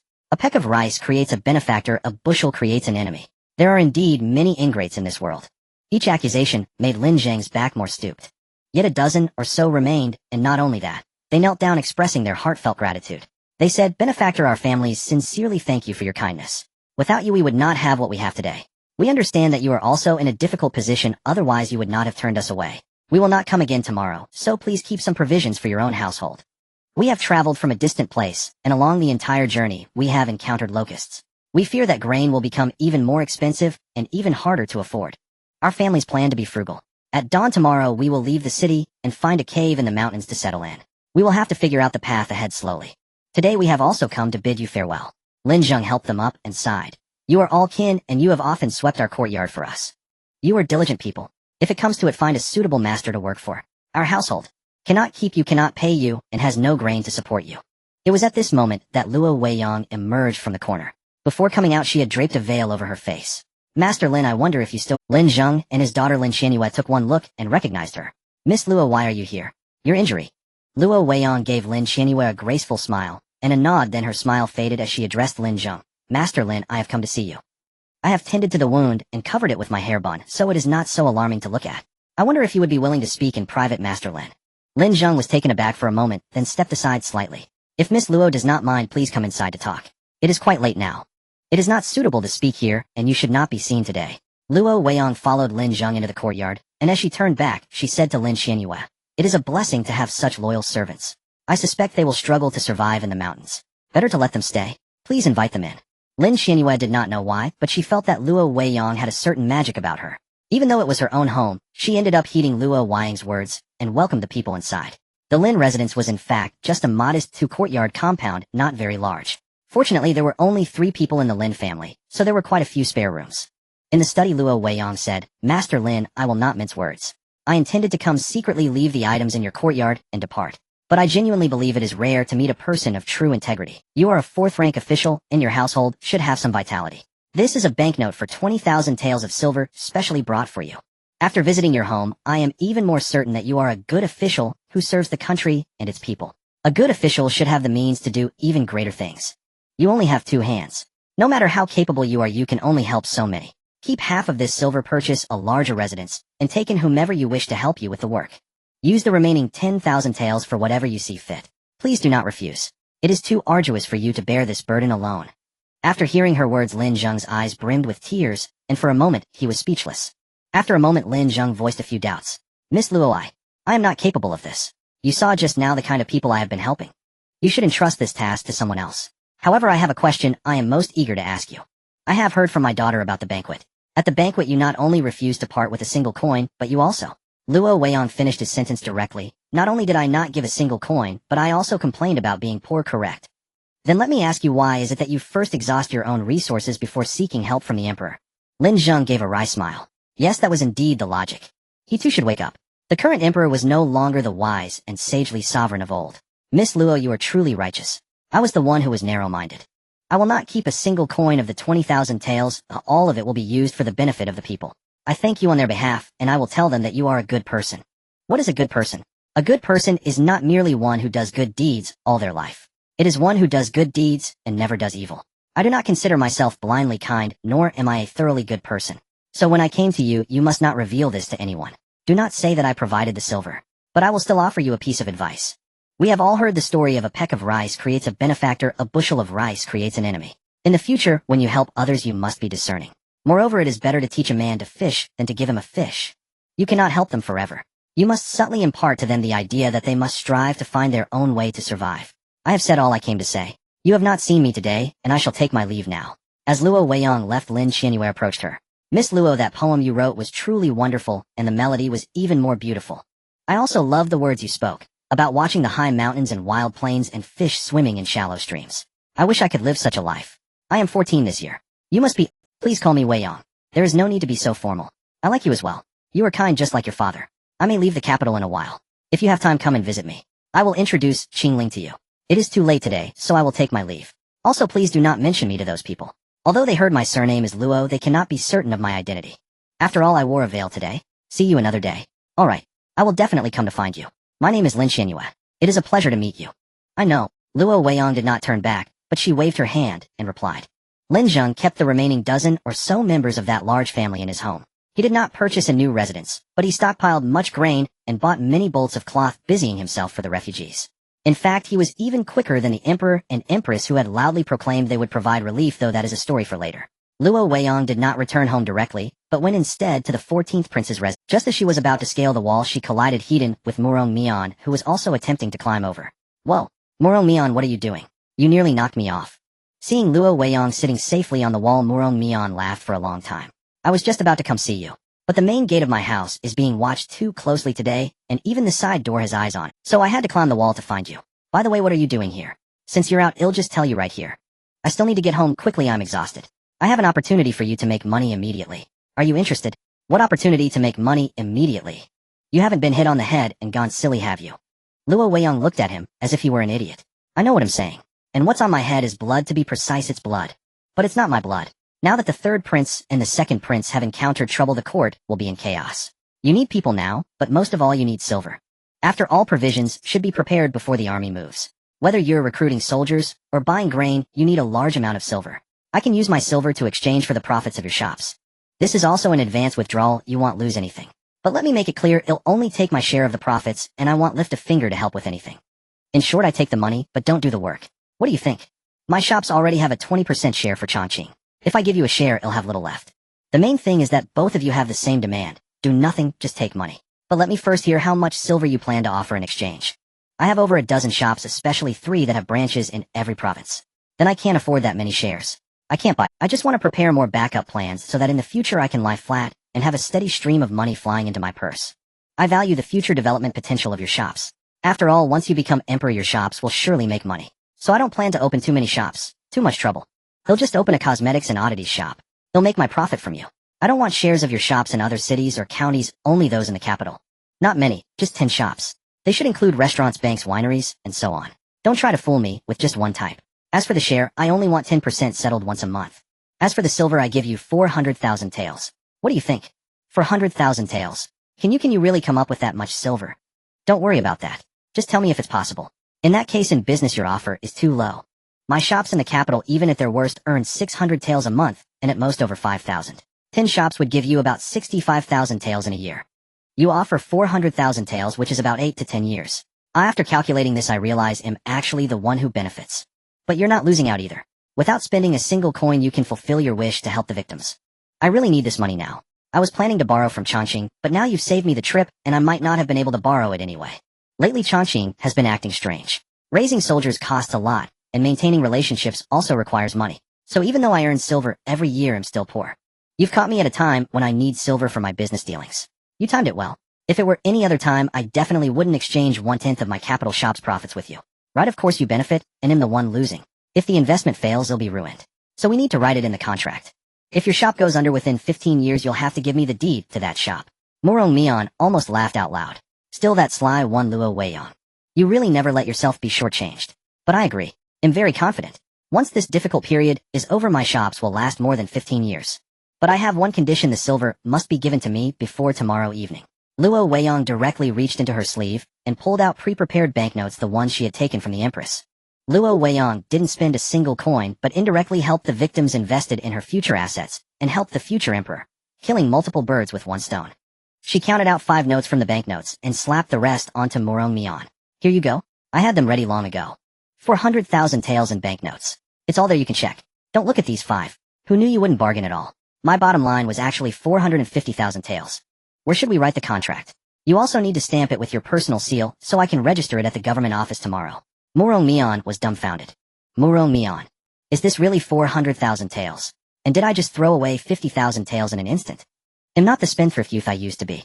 How could I still be tricked? They'll have the contract completed and sent to you tomorrow. I won't tell anyone else in the Luo family. Come on, I'll walk you back. Luo Weiyang froze and didn't move. Let's go. What are you waiting for? I won't cheat you out of your money. There's no need. I'm afraid you'll poison me. Then I really won't be greedy for money anymore, because you'll be dead. Luo Weiyang rubbed her thigh, hobbled clumsily off the wall, and said, your grandma here just has a numb leg. No need to see me off. I can go back myself. Just get the contract done. I'm leaving, don't bother. At the Luo residence, Yu Chongqing had been waiting in Luo Weiyang's boudoir for over 4 hours without her return, growing more anxious by the minute. Finally, a click sounded as the door opened. Yu Changqing watched the figure approaching him swaying unsteadily, but from the silhouette, it was indeed Luo Weiyang. Where have you been? A low suppressed voice sounded from inside the room. Luo Weiyang was startled and instantly sobered up. It was all because she was too sleepy, so she hadn't noticed there was someone else in the room. As Luo Weiyang stepped back and fried her thigh, unexpectedly bumped into the table. Losing her balance, she let out a delicate cry and sat down heavily on the floor. This made Yu Changqing, who had been sitting calmly, immediately rise and quickly walk over to her, checking her over and over. Where did you hit? Where did you hit just now? And weren't you hit on the head? Where's the wound? You lost so much blood and still didn't know to rest properly, running around again. Do you regret it? I said I'd go back to the hall with you, but you insisted I leave. If I hadn't left, would you still be injured? This sudden concern made Luo Weiyang suddenly look at Yu Changqing. Under the moonlight, he seemed to have gained an extra touch of gentleness compared to before. Even if his words weren't particularly tender, the look in his eyes when he spoke couldn't deceive. Yu Changqing was caring for her. Luo Weiyang suddenly realized she was in ancient times where men and women married very young, early maturing. Some got engaged at 15 and married right after coming of age. Could it be that Yu Changqing liked her? Suddenly her thoughts were pulled back by a pair of large hands. Luo Weiyang's face flushed bright red. She pushed Yu Changqing away forcefully. You. Where did you just touch? Are you taking advantage of me? Only then did Yu Changqing realize how imprudent his actions had been. He had run his hands all over Luo Weiyang from her waist to her legs, and finally to her bottom. He had even patted her rear. A soft, springy feel. But truly he hadn't been thinking of anything improper. He was merely trying to brush the dirt off her clothes. That was all. Although he had now come to acknowledge his feelings for her, his mother had once told him that marrying a girl too young would be harmful to her health. Moreover, Weiyang had not yet reached the age of maturity, and he himself was still young. There was no need for such haste. I was just brushing the dirt off your skirt. Luo Weiyang observed the young man's face under the moonlight. It seemed different from before, tinged with a change of color. Guessing that he was blushing, she said nothing more. I see. What did you come here for? If you hadn't suddenly spoken up, I wouldn't have been startled into falling. I heard you were injured, so I came to see you. Your head. Has the wound on your head healed? You've been out for quite a while, so you should be fine now, right? Luo Weiyang walked past him, lit 2 candlesticks, and tilted her head. Healed? I was never injured at all. I used a blood packet for that. It also conveniently covered up the tea stain on Qingling's clothes. This way my family and Qingling are completely out of the picture. Pretty clever of me, aren't I? Hearing this, Yu Changqing looked at Luo Weiyang's head again. Indeed, she wasn't hurt. He felt relieved. Suddenly, he frowned in confusion and asked, when my grandfather and grandmother returned home, they smelled strongly of hot pot. Was the imperial banquet tonight hot pot? The way to eat hot pot was taught by you. Luo Weiyang picked up a grape from the fruit bowl in the room and took a bite. No, it wasn't. Since I was injured. Faking it, of course. We came back early. Lord Shen Qingling and your grandparents were worried about me, so they all requested to leave the palace. As soon as I got to the mansion, I jumped down from my eldest brother. They naturally knew then. It was a false alarm, so of course we needed to eat and drink to ease the tension. I suggested hot pot, so that's what we had. After finishing, the prince and princess consort went home.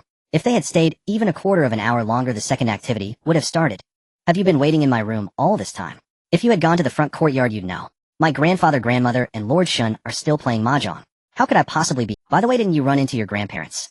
Yu Changqing certainly wouldn't admit that his worry had clouded his judgment, leaving no room for rational. He left with a parting remark, get some rest. They'll head back now. Your uncle will be returning to the border with the troops he brought back in 10 days. If you're going with him, you should. By the way, a new gambling house opened in the capital a few months ago. Dare to go. Luo Weiyang had never been one to back down, and she agreed immediately. No problem. They'll see you there after breakfast tomorrow. A smile vanished into the darkness on Yu Changqing's face. Indeed, the goading tactic worked well.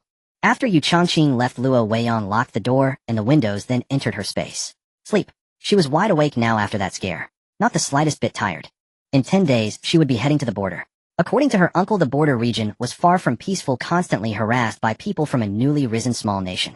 They would flee if they couldn't win, then come back to harass again, utterly vexing. This time they were to guard the border, but the emperor had given a direct order: if they invade again, none shall be spared. They must be eradicated to display our nation's might. In warfare, morale is highest at the start, then wanes. Such relentless harassment was taking a toll on the soldiers of Dongli. Crucially, although that nation had just won a great victory, it also meant they were now exhausted. If they were to lose a border city to such a nation, it would be a tremendous disgrace. Luo Weiyang asked her uncle for the name of this newly established nation. He told her it was called Gauri. Damn Gauri. The very name filled her with rage. Did they sport those distinctive mustaches? Did they walk with pigeon-toed or splay-foot gaits? Did they constantly exclaim, hey? This deep-seated national resentment was etched into Luo Weiyang's very soul. So she frantically searched her space for any useful tools, determined to give Gauri a thorough trouncing this time. She also needed to make a name for herself. Although her uncle was the supreme commander of the border troops, there were always deputy generals or soldiers who resented her presence. In their eyes, respecting her uncle was one thing, but they saw her as a troublemaker, and that was another matter entirely. The two things didn't conflict. Respect on one hand, disdain on the other. Luo Weiyang wasn't angry. If she were in their shoes, she'd feel the same. She just needed to show them her capabilities. And with Gowrie as a ready-made target, it was the perfect opportunity. It wasn't unreasonable for Luo Weiyang to project her past life hatred onto this nation. The ethnic animosity was too profound, and the name was too similar. As such, not defeating them thoroughly would be a disservice to being a citizen of Dongli. From the large warehouse in her space, Luo Weiyang took out a bunch of firecrackers and double-bang cannons. It wasn't that other fireworks were inferior, but these were incredibly loud. Perfect for spooking horses. She also pulled out several military strategy books from her space to give to her uncle. These texts, distilled from thousands of years of history and wisdom, would be invaluable guidance on the battlefield. Luo Weiyang had seen firearms more than once. To be honest, she felt such weapons shouldn't be introduced to the battlefield prematurely. It wasn't about fairness, it was that their power was too devastating and the aftermath too difficult to manage. If she wanted to be emperor, she could use them without restraint. She could just blast her enemies away with an Italian cannon and conquer the world. But Luo Weiyang didn't want to be emperor. If she did, everyone would fear her. If the emperor demanded the weapons, and she refused, he'd surely try to destroy her to seize them. And if she ended up killing the emperor, who would take the throne? Who would want to deal with all that mess? But not using them on a large scale didn't mean she couldn't have some fun with a gun herself. Even if discovered, she could just say it was a unique hidden weapon given by her master. Who would recognize it as a pistol? Most importantly, while she might hold back against other nations, not using them against Gowrie would be a grave injustice. In this battle, our Dongli nation would suffer no casualties, and we would achieve a resounding victory. If I don't destroy their newly founded nation to the ground, my name isn't Luo. A nation like that doesn't deserve to exist for posterity. It'll wipe out your ancestors so your future generations won't have a chance to be a nuisance. Even though this is a parallel world, cutting the problem off at its root is the best approach. A permanent solution once and for all. Luo Weiyang once again scoured her space for all sorts of strange and wondrous medicinal powders. Naturally, she didn't forget the kind that could perfume the air for miles around. She could already imagine it. If the enemy's warhorses carrying their riders began frantically defecating and urinating before even reaching the central dueling ground, then aside from the first row of men and horses, who might suffer slightly less from the combined physical and chemical assault, the scene behind them would be utterly unbearable to behold. And if they all tumbled into a pit trap afterward, wouldn't that essentially create a crude biogas pit? Heavens, just thinking about it was already stinging her eyes. As a final thoughtful touch, Luo Weiyang prepared a long spear. If she couldn't manage to fish anyone out of the pit, she could just spear them one by one and fling them out. With everything arranged, it was time to choose a mount for herself. Only the king of beasts was worthy of Luo Weiyang, so she plunged straight into the primeval forest. She sought only the most majestic, the most ferocious tiger. Yet at the sound of her whistle, a multitude of beasts, tigers, lions, elephants, giraffes, wolves, and more, all came running. Forced to change her whistle's tune, Luo Weiyang left the other animals utterly bewildered. It seemed she could almost hear their silent thoughts. One giraffe seemed to voice its complaint. What is this master doing? Why doesn't she just speak to us? We may belong to different species, but there's one thing we share. This world belongs to our master. So when she talks, we can understand her perfectly well, even if we can't speak back in her tongue. A leopard's inner thought shattered the last shred of Luo Weiyang's composure. She doesn't actually think we came because of her whistle, does she? I only came to see what was making such an awful noise. If she wants to summon us, she should just shout out loud with her mind. Ugh, this new tune is even worse. Who knew that crickets chirping wasn't the most dreadful sound? There's no limit to how bad it can get. Luo Weiyang's expression gradually cracked. Heeding the leopard's mental advice, she shouted aloud, I'm here to find a tiger this time. The rest of you can go back now. It worked. All the animals left except the tigers. And still more tigers came streaming out from the depths of the forest. As the number of tigers grew, exceeding 1,000, Luo Weiyang began to lose her composure. Just how many tigers were there in this place? Choosing from this many would take forever. So she called out again, those who haven't arrived yet need not come. If I need you, I'll summon you. After much deliberation among the 1,000+ tigers, she finally selected 2. Mainly because they were a mated pair, and she couldn't bear to separate them. For the ones not chosen, since they had come so promptly, she gave each a drop of spiritual spring water before sending them back. The tigers who hadn't made it in time thought. We were fast too. We ran as fast as we could the moment we heard the call, but we were just too far away. We rushed as hard as we could, but we just couldn't make it. Luo Weiyang looked at the 2 tigers before her, and smiled. The male tiger was clearly a henpecked sort, constantly circling his mate, while the tigress kept swatting him away with her paws. She patted the male tiger's head, and said, You've figured out the secret to happiness and wealth. A lifetime of fearing your wife brings great fortune and honor. Luo Weiyang brought the 2 tigers into the guest room of her villa, and gave them a thorough cleaning. Scrubbed them white and clean, made them smell sweet and fresh. Later she remembered Shen Qingling and the others. they would surely want pets too. So she went into her space to look for pets she had collected. She picked an enormous poodle for Xin Qingling and a handsome husky for her fourth brother, just the thing to burn off some of his excess energy. And with the husky around, he wouldn't look quite so foolish by comparison. She slept for a while longer before emerging from the space, just in time as a thunderous knocking sounded at the door. Luo Weiyang quickly rumpled the bed covers and climbed back in. Then she called out languidly, "Come in, I'm awake." Remembering she had bolted the door yesterday, she hurriedly got up. Coming. They'll open the door right away." Xin Qingling burst in like a little firecracker and grabbed Luo Weiyang's arm, shaking it excitedly. "Weiyang, today I'll take you to the Iran Pavilion to see the male courtesans." Luo Weiyang wanted to agree, but remembered she already had plans. "But I was going to visit the gambling den later to see the world," she said. Xin Qingling wore a look of utter disbelief. She leaned close to Luo Weiyang's ear and whispered, "No conflict. The viewing of the courtesans has to happen at night anyway." Luo Weiyang saw the impure glint in Xin Qingling's eyes as if to say, "Sister, it seems you want to do more than just look. At the very least you want to get a feel to satisfy your hands." After washing up and changing, Luo Weiyang headed out with Xin Qingling. As soon as they stepped outside, they ran into Yu Changqing in azure robes, and her fourth brother Luo Chuyun in a moon-white brocade gown. Luo Chuyun glanced at Xin Qingling and said awkwardly, "My sister was injured just yesterday, and today she wants to go out. Surely she needs her brother to protect her." Luo Weiyang didn't know what had happened between the two, nor did she care. But being as blunt as she was, she couldn't help but fire a retort at her fourth brother. "No need for all that trouble. The dark circles under Lord Shun's grandfather's uncle's and second uncle's eyes are proof enough that they were up all night worrying about me. Add this pale, sickly makeup I'm wearing today, and it's an even stronger statement. After I finish my stroll, I'll just faint dramatically in the street. No one could doubt my act more than this. You don't need to come, fourth brother." Before her fourth brother could even try to defend himself, Xin Qingling spoke up. "Let him come if he wants. He can carry our snacks and trinkets. Saves us the trouble. And when you collapse, he can break your fall so you won't." Luo Weiyang looked at the two of them so awkward and stiff and got goosebumps all over. She said no more and simply walked off. Yu Changqing quickly followed. The path to the gambling den wound through a long street lined with vendor stalls. Luo Weiyang paid no attention to the playful banter between Xin Qingling and her fourth brother Luo Chuyun. Only Yu Changqing occasionally shot the two light bulbs a look that said how utterly annoying. Luo Weiyang spotted a small stall selling sugar-roasted chestnuts and candied walnuts. She hurried over and asked, "Uncle, how much are these per caddy?" "Young miss, my sugar-roasted chestnuts are 12 when per caddy, and the candied walnuts are 16 when per caddy. Don't think it's too expensive, but everything has gone up in price these days. Prices have nearly doubled across the board, so I have to raise mine a bit too. It's a small business, I need to make a living. Oh, listen to me rambling. These walnuts are already shelled and coated in syrup, so they cost a bit more than the chestnuts. How much would you like, miss?" "2 caddies, one of each." As the words left her mouth, Luo Weiyang saw a silver ingot clatter onto the stall. She snatched it up immediately. Looking at Yu Changqing, she said, "Thank you, but I can't break this silver you've given me. It's early morning, just open, don't make them break their change. I have small change."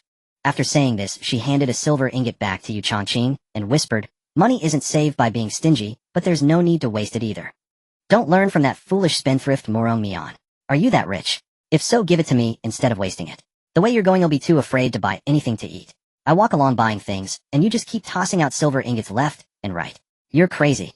Yu Changqing's gaze fixed on the nearby money shop, and he walked inside. Luo Weiyang paid for the food and was holding it when Yu Changqing returned. He was carrying 10 pouches. Walking to Luo Weiyang's side, he said, "I understand. I won't do it again. I won't squander the money I earn from now on. They'll listen to you. This is the copper coins I just exchanged 10 taels worth. Next time you buy snacks, I'll pay." Luo Weiyang didn't know why, but she felt a bit awkward, yet her heart was filled with joy. So that's how she expressed it. "I've tried this, it's delicious, you should taste it too." After that, a particular scene unfolded.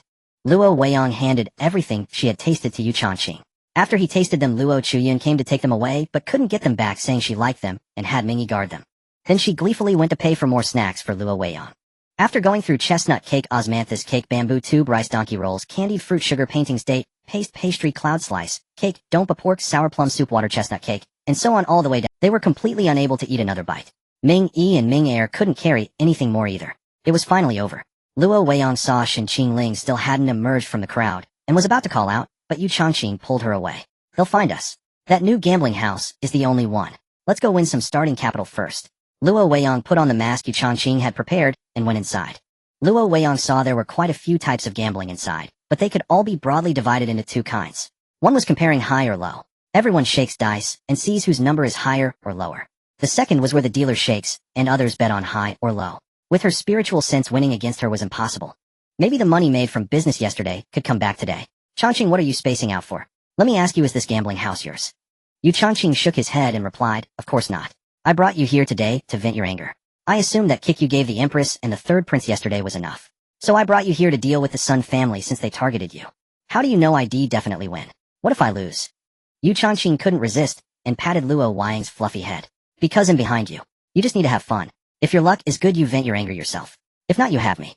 That was a subtle confession, and Luo Weiyang naturally understood. But she couldn't acknowledge it. Pitying a man too early leads to a lifetime of hardship, and she had no desire to dig wild vegetables. Then you're wrong. I can conquer the world on my own. Just watch me. With that, Luo Weiyang walked up to a gambling table and stood there. The dealer immediately noticed her. Even though her face was hidden, her attire clearly showed she was a young lady from a noble family. They loved these rich and naive patrons. He quickly struck up a conversation. This must be your first time here, miss. I've never seen you before. Do you know our rules? I suggest you play elsewhere. This table is for onion on high-low betting. Both players must shake. Whoever has the higher number takes all the bets placed. The bet for each round is based on the winner's stake. And you must add your own bet. Enough talk, I understand. For example, if I bet 50,000 taels, and you bet 30,000. If I win, you give me the 50,000 taels I bet against you plus the 30,000 you wagered yourself. That's 80,000 taels total, right? If I lose then. No, that hypothesis doesn't hold. I won't lose. I'm here for the thrill. I'm not interested in playing small. Are we playing or not?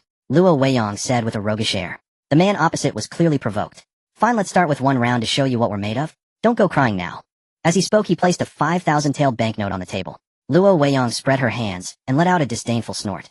Wow, all thunder and no rain. All that big talk, and you only bet 5,000 taels. You think I'm here to play house with you? Can't you be more impressive? Even I, a woman, am bolder than that. I bet 50,000 taels. If you can't match it, I'm not playing with you. Get someone with real capability who doesn't brag. The dealer's expression turned sour, and he said to Luo Weiyang, 50,000 taels I'm in. Now that's more like it. If we're playing, we play for keeps. Win or lose, it's done. One decisive round is better than 1,000 tiny cuts. Luo Weiyang gestured for him to shake first, and declared they were betting. The dealer shot her a contemptuous glance, and began to shake. Soon he set it down. Luo Weiyang probed with her spiritual sense, and found he had rolled 3 sixes. Or rather, the mechanism controlled it to be 3 sixes. Luo Weiyang shook the dice casually, gave it 2 quick shakes, and then slammed it down heavily. With that precise vibration, his 3 sixes turned into 3 ones. As for Luo Weiyang, she used her spiritual sense to whisk the dice into her space, set them to 3 sixes, and then placed them back. As for when to put them back, it was naturally the second before lifting the lid, since who knew if the table had a mechanism. They both opened at the same time, and the crowd collectively gasped. It turned out she was a pro. Even Yu Changqing applauded Luo Weiyang. Only the dealer's feelings were not shared with Luo Weiyang's joy. Normally they'd let someone win a few rounds first, so they'd lose more later, but Luo Weiyang was betting too much for them to feed her.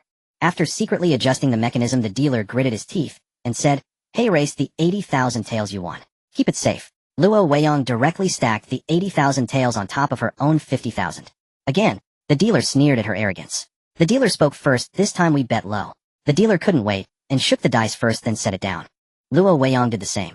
As she set it down, she again whisked the dice into her space. The dealer opposite suddenly slammed the table, then quickly opened his lid.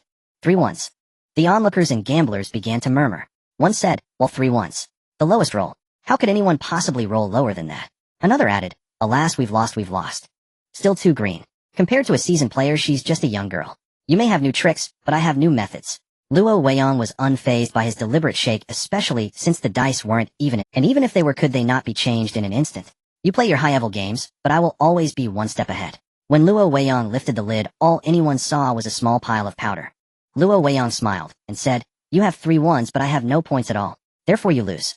Please pay me the 130,000 taels from our bet along with the 10,000 taels you wagered. Thank you. The dealer stammered. You. How dare you play another round with me? Let's bet on the higher roll. Luo Weiyang knew what he was planning, but the young lady was not afraid in the slightest. Sure, pay me first. Then I'll gamble with you again. Luo Weiyang reached out and collected the 140,000 taels in silver notes, then pulled out 12 of her own 130,000 tael notes. The dealer grew anxious. Are you that stingy? If you have the skill, bet at all. Let's play one final round for high stakes. Luo Weiyang casually shifted her posture and said, I don't mind, but I'm afraid you won't have enough silver to settle the debt. After all, I gamble at most 3 times a day, or it's a rule set by my master. So if you lose too badly, you'll never get a chance to win your money back. The dealer still nodded, and placed his bet, insisting on the big game. He took out 270,000 taels in silver notes, and declared, I know you're afraid of losing, and not having enough silver to match Let's change the rules. We'll bet all the notes in front of us. The winner takes everything, and the loser loses it all. Luo Weiyang agreed to put him at ease, but still asked when he would switch the dice. The dealer just smirked and moved on, clearly refusing to change them.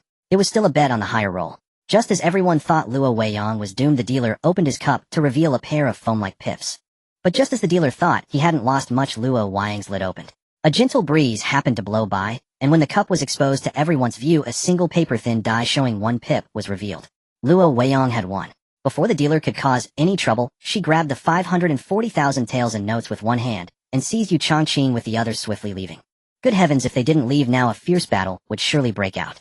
Once outside, Luo Weiyang led Yu Changqing up to the rooftop of the gambling house from the back. Ming Yi and Ming Air received the signal from Yu Changqing and returned to the residence.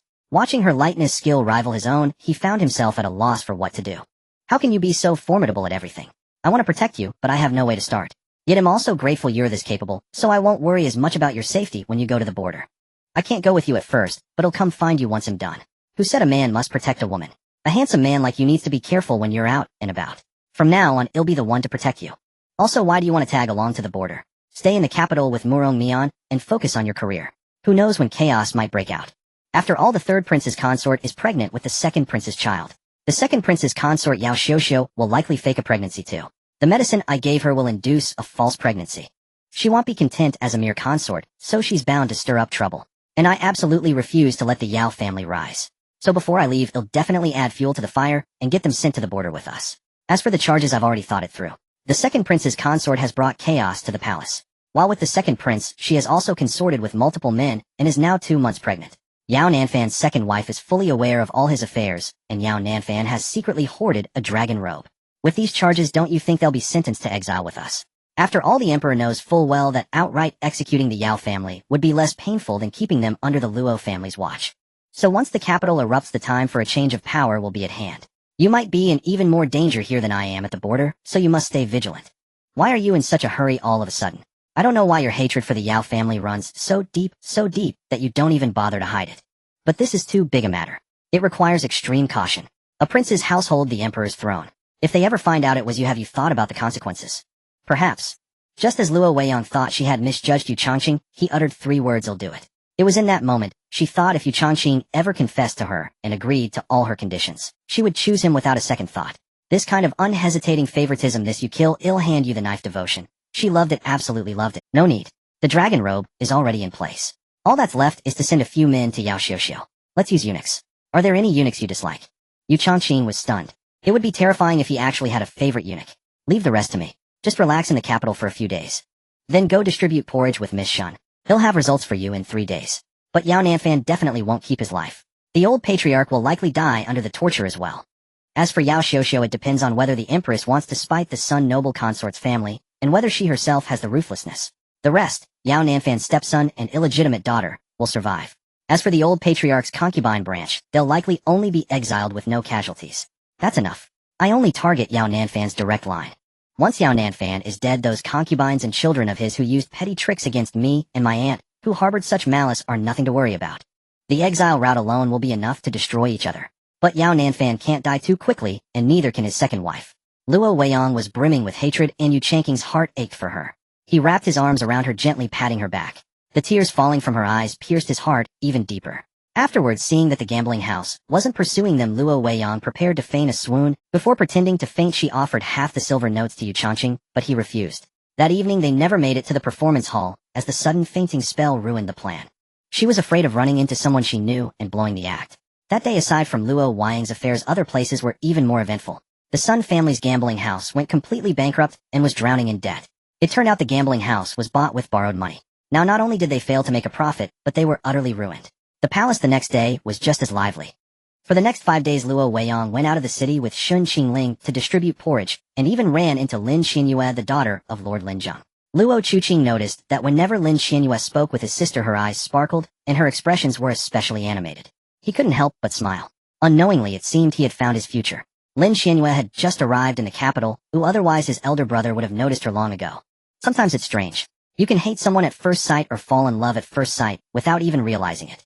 The eldest brother was a decisive and mature man, acting on his thoughts without hesitation. Lin Xianyue seemed to be quite fond of him as well. A single glance would flush her cheeks, and any eye contact would turn. She looked as if she might boil over. She bustled about helping Lin Xianyue moving various items, and even insisted she rest while he ladled out the porridge himself. Even after Luo Weiyang stopped going, he continued his visits every day, except for the day Yao Nanfan and his second wife were executed by dismemberment. The entire Luo family with tacit unanimity dressed in crimson robes and adorned themselves with the most exquisite jewelry.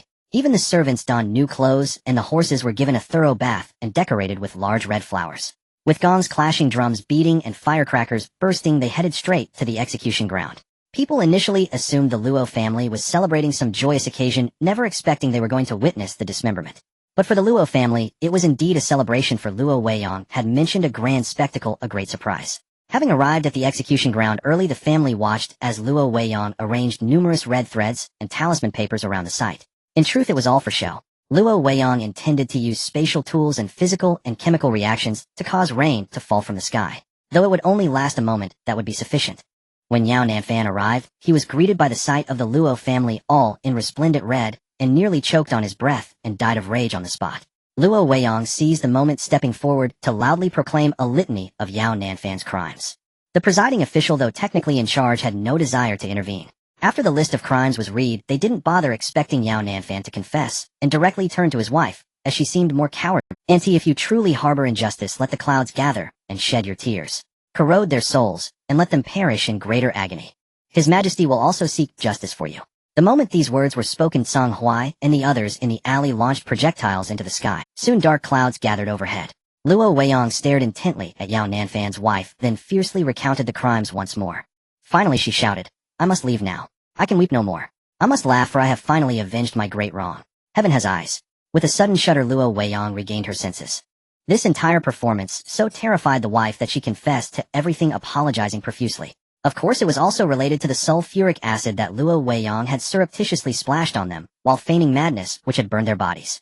Over the next 4 days, Luo Weiyang followed Yu Changqing around everywhere. He proved to be quite a decent tour guide. On the final day, during the daytime, her grandmother, an aunt, took her on a full day of shopping. Shopping was truly exhausting, perhaps even more tiring than all the previous days combined. However, the gains were substantial. For this trip to the frontier, they now had 2 extra carts laden with goods following along. This time Luo Weiyang did not bring Dingxiang or the other maids, nor did she bring the Iris group. Without exceptional martial arts skills, they would only be a burden on this journey. She only brought Tumi Bianhua Xuanming and Song Huai. Also included was the talkative Ming, whom Yu Changqing had sent over. She left behind blueprints and 50,000 taels of silver. Finding them something to do was better than having them constantly wishing for her early return. She also left 3 rooms full of goods ranging from lipstick to... She left behind blueprints and 50,000 taels of silver. Finding them something to do was better than having them constantly wishing for her early return.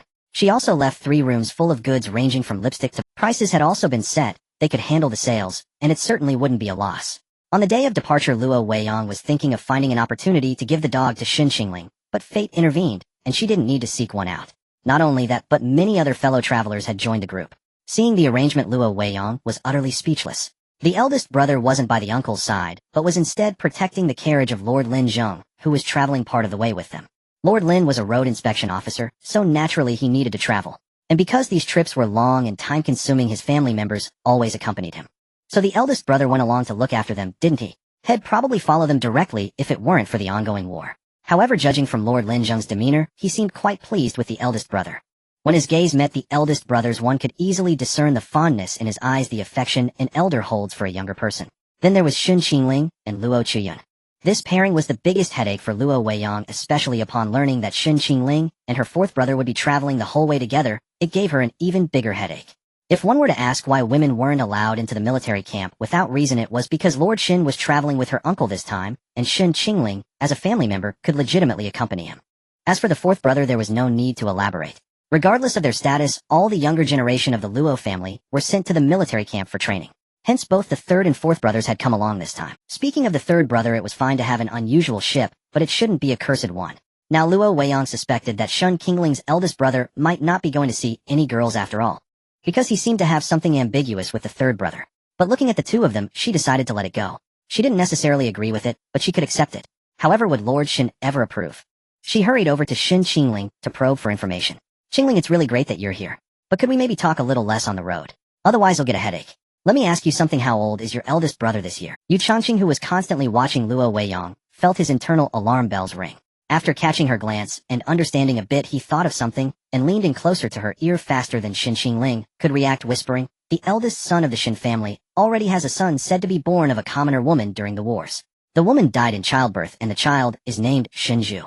1,000 expletives raced through Luo Weiyang's mind. Just as she was thinking this settled it, she heard the third brother say his goodbyes, claiming that the frontier was a good place for training anywhere, and that he was going to travel with Brother Shun. Luo Weiyang could barely control her expression. Well, fine. As long as you're happy. Yu Changqing had come to deliver something. Good heavens, it was another cartload. She could clearly feel a stubborn old man in the group glaring at her with displeasure. But Luo Weiyang didn't back down in the slightest and glared right back. After Yu Changqing left, the old man started grumbling, but her uncle silenced him with a single glare. But Luo Weiyang felt it was time to show off her abilities. Using her spatial power, she placed 2 tigers, a giant poodle, an Alaskan Malamute, and a husky at a distance. A whistle sounded, and the 5 large animals came running from afar. Even her uncle was startled. They were in the outskirts now, but it wasn't a forest, so where did tigers come from? Seeing someone knock an arrow, Luo Weiyang immediately used her lightness skill, drew her longsword, and deflected, broke, and knocked all the arrows to the ground. What are you attacking for? Have they harmed you? Can't you see they're wearing clothes? Do wild tigers wear clothes? They're clearly mounts given to me by my master. Her uncle and eldest brother were astonished by her extraordinary martial arts skills and lightning-fast movements. The stubborn old man was amazed that she would use tigers as mounts. And it turned out he wasn't just being. As the 5 animals ran closer, the 2 most conspicuous large tigers were dressed in bright red floral outfits, looking incredibly comical. There were also 2 dogs of unknown breeds. One of them had curly fur, and both were large and quite handsome. There was also one that looked like a wolf with striking blue eyes. Shingling apart from the tigers, the biggest one here is called a poodle, and it's for you. You must take good care of it. They'll give you the dog food in a bit, just so certain people won't complain about me bringing too much stuff. But honestly, it's strange. It's not like I asked him to carry it. 4th brother, this husky is for you. It's, well, extremely fierce. It has a rich history, and is quite talkative, which should match you well. I have dog food for you too. Let's each put our own things on our own carts for convenience. Oh, and my master gave me an extra one, so he'll give it to Sister Chinya. Let's distribute them now. There's also some bath wash to get them clean and smelling nice. All the dogs had been fed spiritual spring water, and she had thoughtfully placed medicinal pills in each bag of dog food to ensure they wouldn't get sick. Otherwise it would be troublesome, especially if an Alaskan Malamute fell ill. When Lin Xinya heard that there was one for her too, her eyes lit up brightly. And is this one for me? Thank you, Weiyang. I will take good care of it. With it by our side on this journey, the road ahead will surely be more delightful. Madame Lin also spoke up. I will not only care for it well, but I will also look after it diligently. I have wanted to keep a pet for a long time, but never had the chance. We are truly grateful to you, Miss Luo. And for what happened before as well, thank you. Luo Weiyang scratched her head and replied, You are too kind, Madame Lin. By the way, the dog food I brought is a year's supply. If you need more later, you can go to a shop called Rarities and Wonders in the capital to buy some. Oh, you don't need to buy it, you can just take it. I thought a year's supply would be enough for you. Within a year you will surely return to the capital. Luo Weiyang's aunt and grandmother had prepared 2 carriages to carry their belongings, and Yu Changqing sent another carriage of supplies. Luo Weiyang checked, and found that all necessities were included. Luo Weiyang herself had 3 more carriages, making 6 in total. This time 1 carriage was used for the dog food, and the horses were tethered to the other carriages, leaving 5 carriages. 1 less carriage is 1 less burden. Luo Weiyang took out 10 boxes of self-heating rice from the carriage. She gave 1 to Luo Qi and 1 to Shun Qingling, 1 to her uncle, and 1 each to Tumi Bian Xuanming, Songhuai Mingyi, and the others. Luo Weiyang took 2 boxes for herself, as she was truly famished. There was none for her elder brother because her uncle had seen his intentions. Since the emperor hadn't explicitly ordered him to go, her uncle dispatched him to assist Lord Lin instead. Lord Lin's contingent had already departed. The departure ceremony was far too tedious. They had left the mansion in the morning but only passed through the city gates at noon, without even having lunch. It was simply starving. The pavilion of Tin Li outside the city was a landmark for farewells. It signified that this was the point to stop seeing someone off, partly to avoid deepening the sorrow of parting for the families, and partly to avoid any unforeseen complications. Today no one from the Luo family left the mansion except for those heading to war, and those at leisure. They stayed indoors burning incense and bathing, refusing to come out, and shed tears that would only worry their loved ones and distract them. Luo Weiyang led Shun Qingling directly into the pavilion of Tin Li. They bought some steamed buns from the old man selling tea and buns, and asked for some water. Just as they were preparing the self-heating rice, the stubborn old man approached. Why must you be so troublesome? A mere woman insisting on joining the fray, even coming and going freely in the military camp. Are you not just causing trouble for everyone? I wonder what you were even doing at the camp. It's full of men. Luo Weiyang stopped her uncle, who was about to slam the table, in anger, and softened her tone. May I ask what trouble I have caused you in all this time? What's wrong with being a woman? What's wrong with being a female? Was your mother not a woman? Without your mother you wouldn't have the chance to be gossiping here now. Was your grandmother not a woman? Without her there would be no your mother, and without your mother there would be no you. Since you hold women in such contempt, you should have died the moment you realized you were born from one. I never noticed before, but you certainly seem to distinguish between men and women now. I ask you, what trouble have I, Luo Weiyang, caused you personally?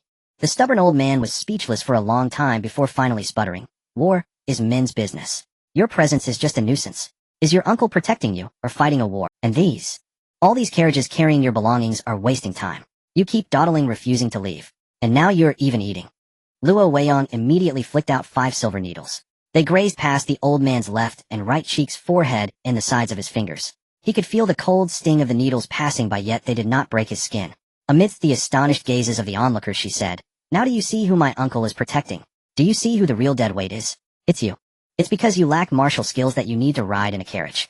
Otherwise my uncle and the others would have left long ago. You're the one holding everyone back, and yet you try to blame me. I am different from you. You have a deadline to arrive because you're afraid of actual fighting. Even if I delayed for a year or 2, it wouldn't matter. Lord Shun is also on an inspection tour. Your task is just one part of it. So in this entire team, you are the weakest one. If you ask me, anyone can be a military advisor these days. Do you know the 36 stratagems? Do you understand the art of strategy and diplomacy? Do you know how to subdue the enemy without fighting?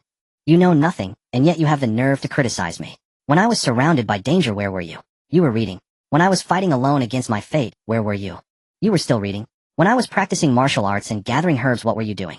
Oh, that's right, you passed the imperial exam and became an official. But I've heard it's a civil post in charge of examinations and studies.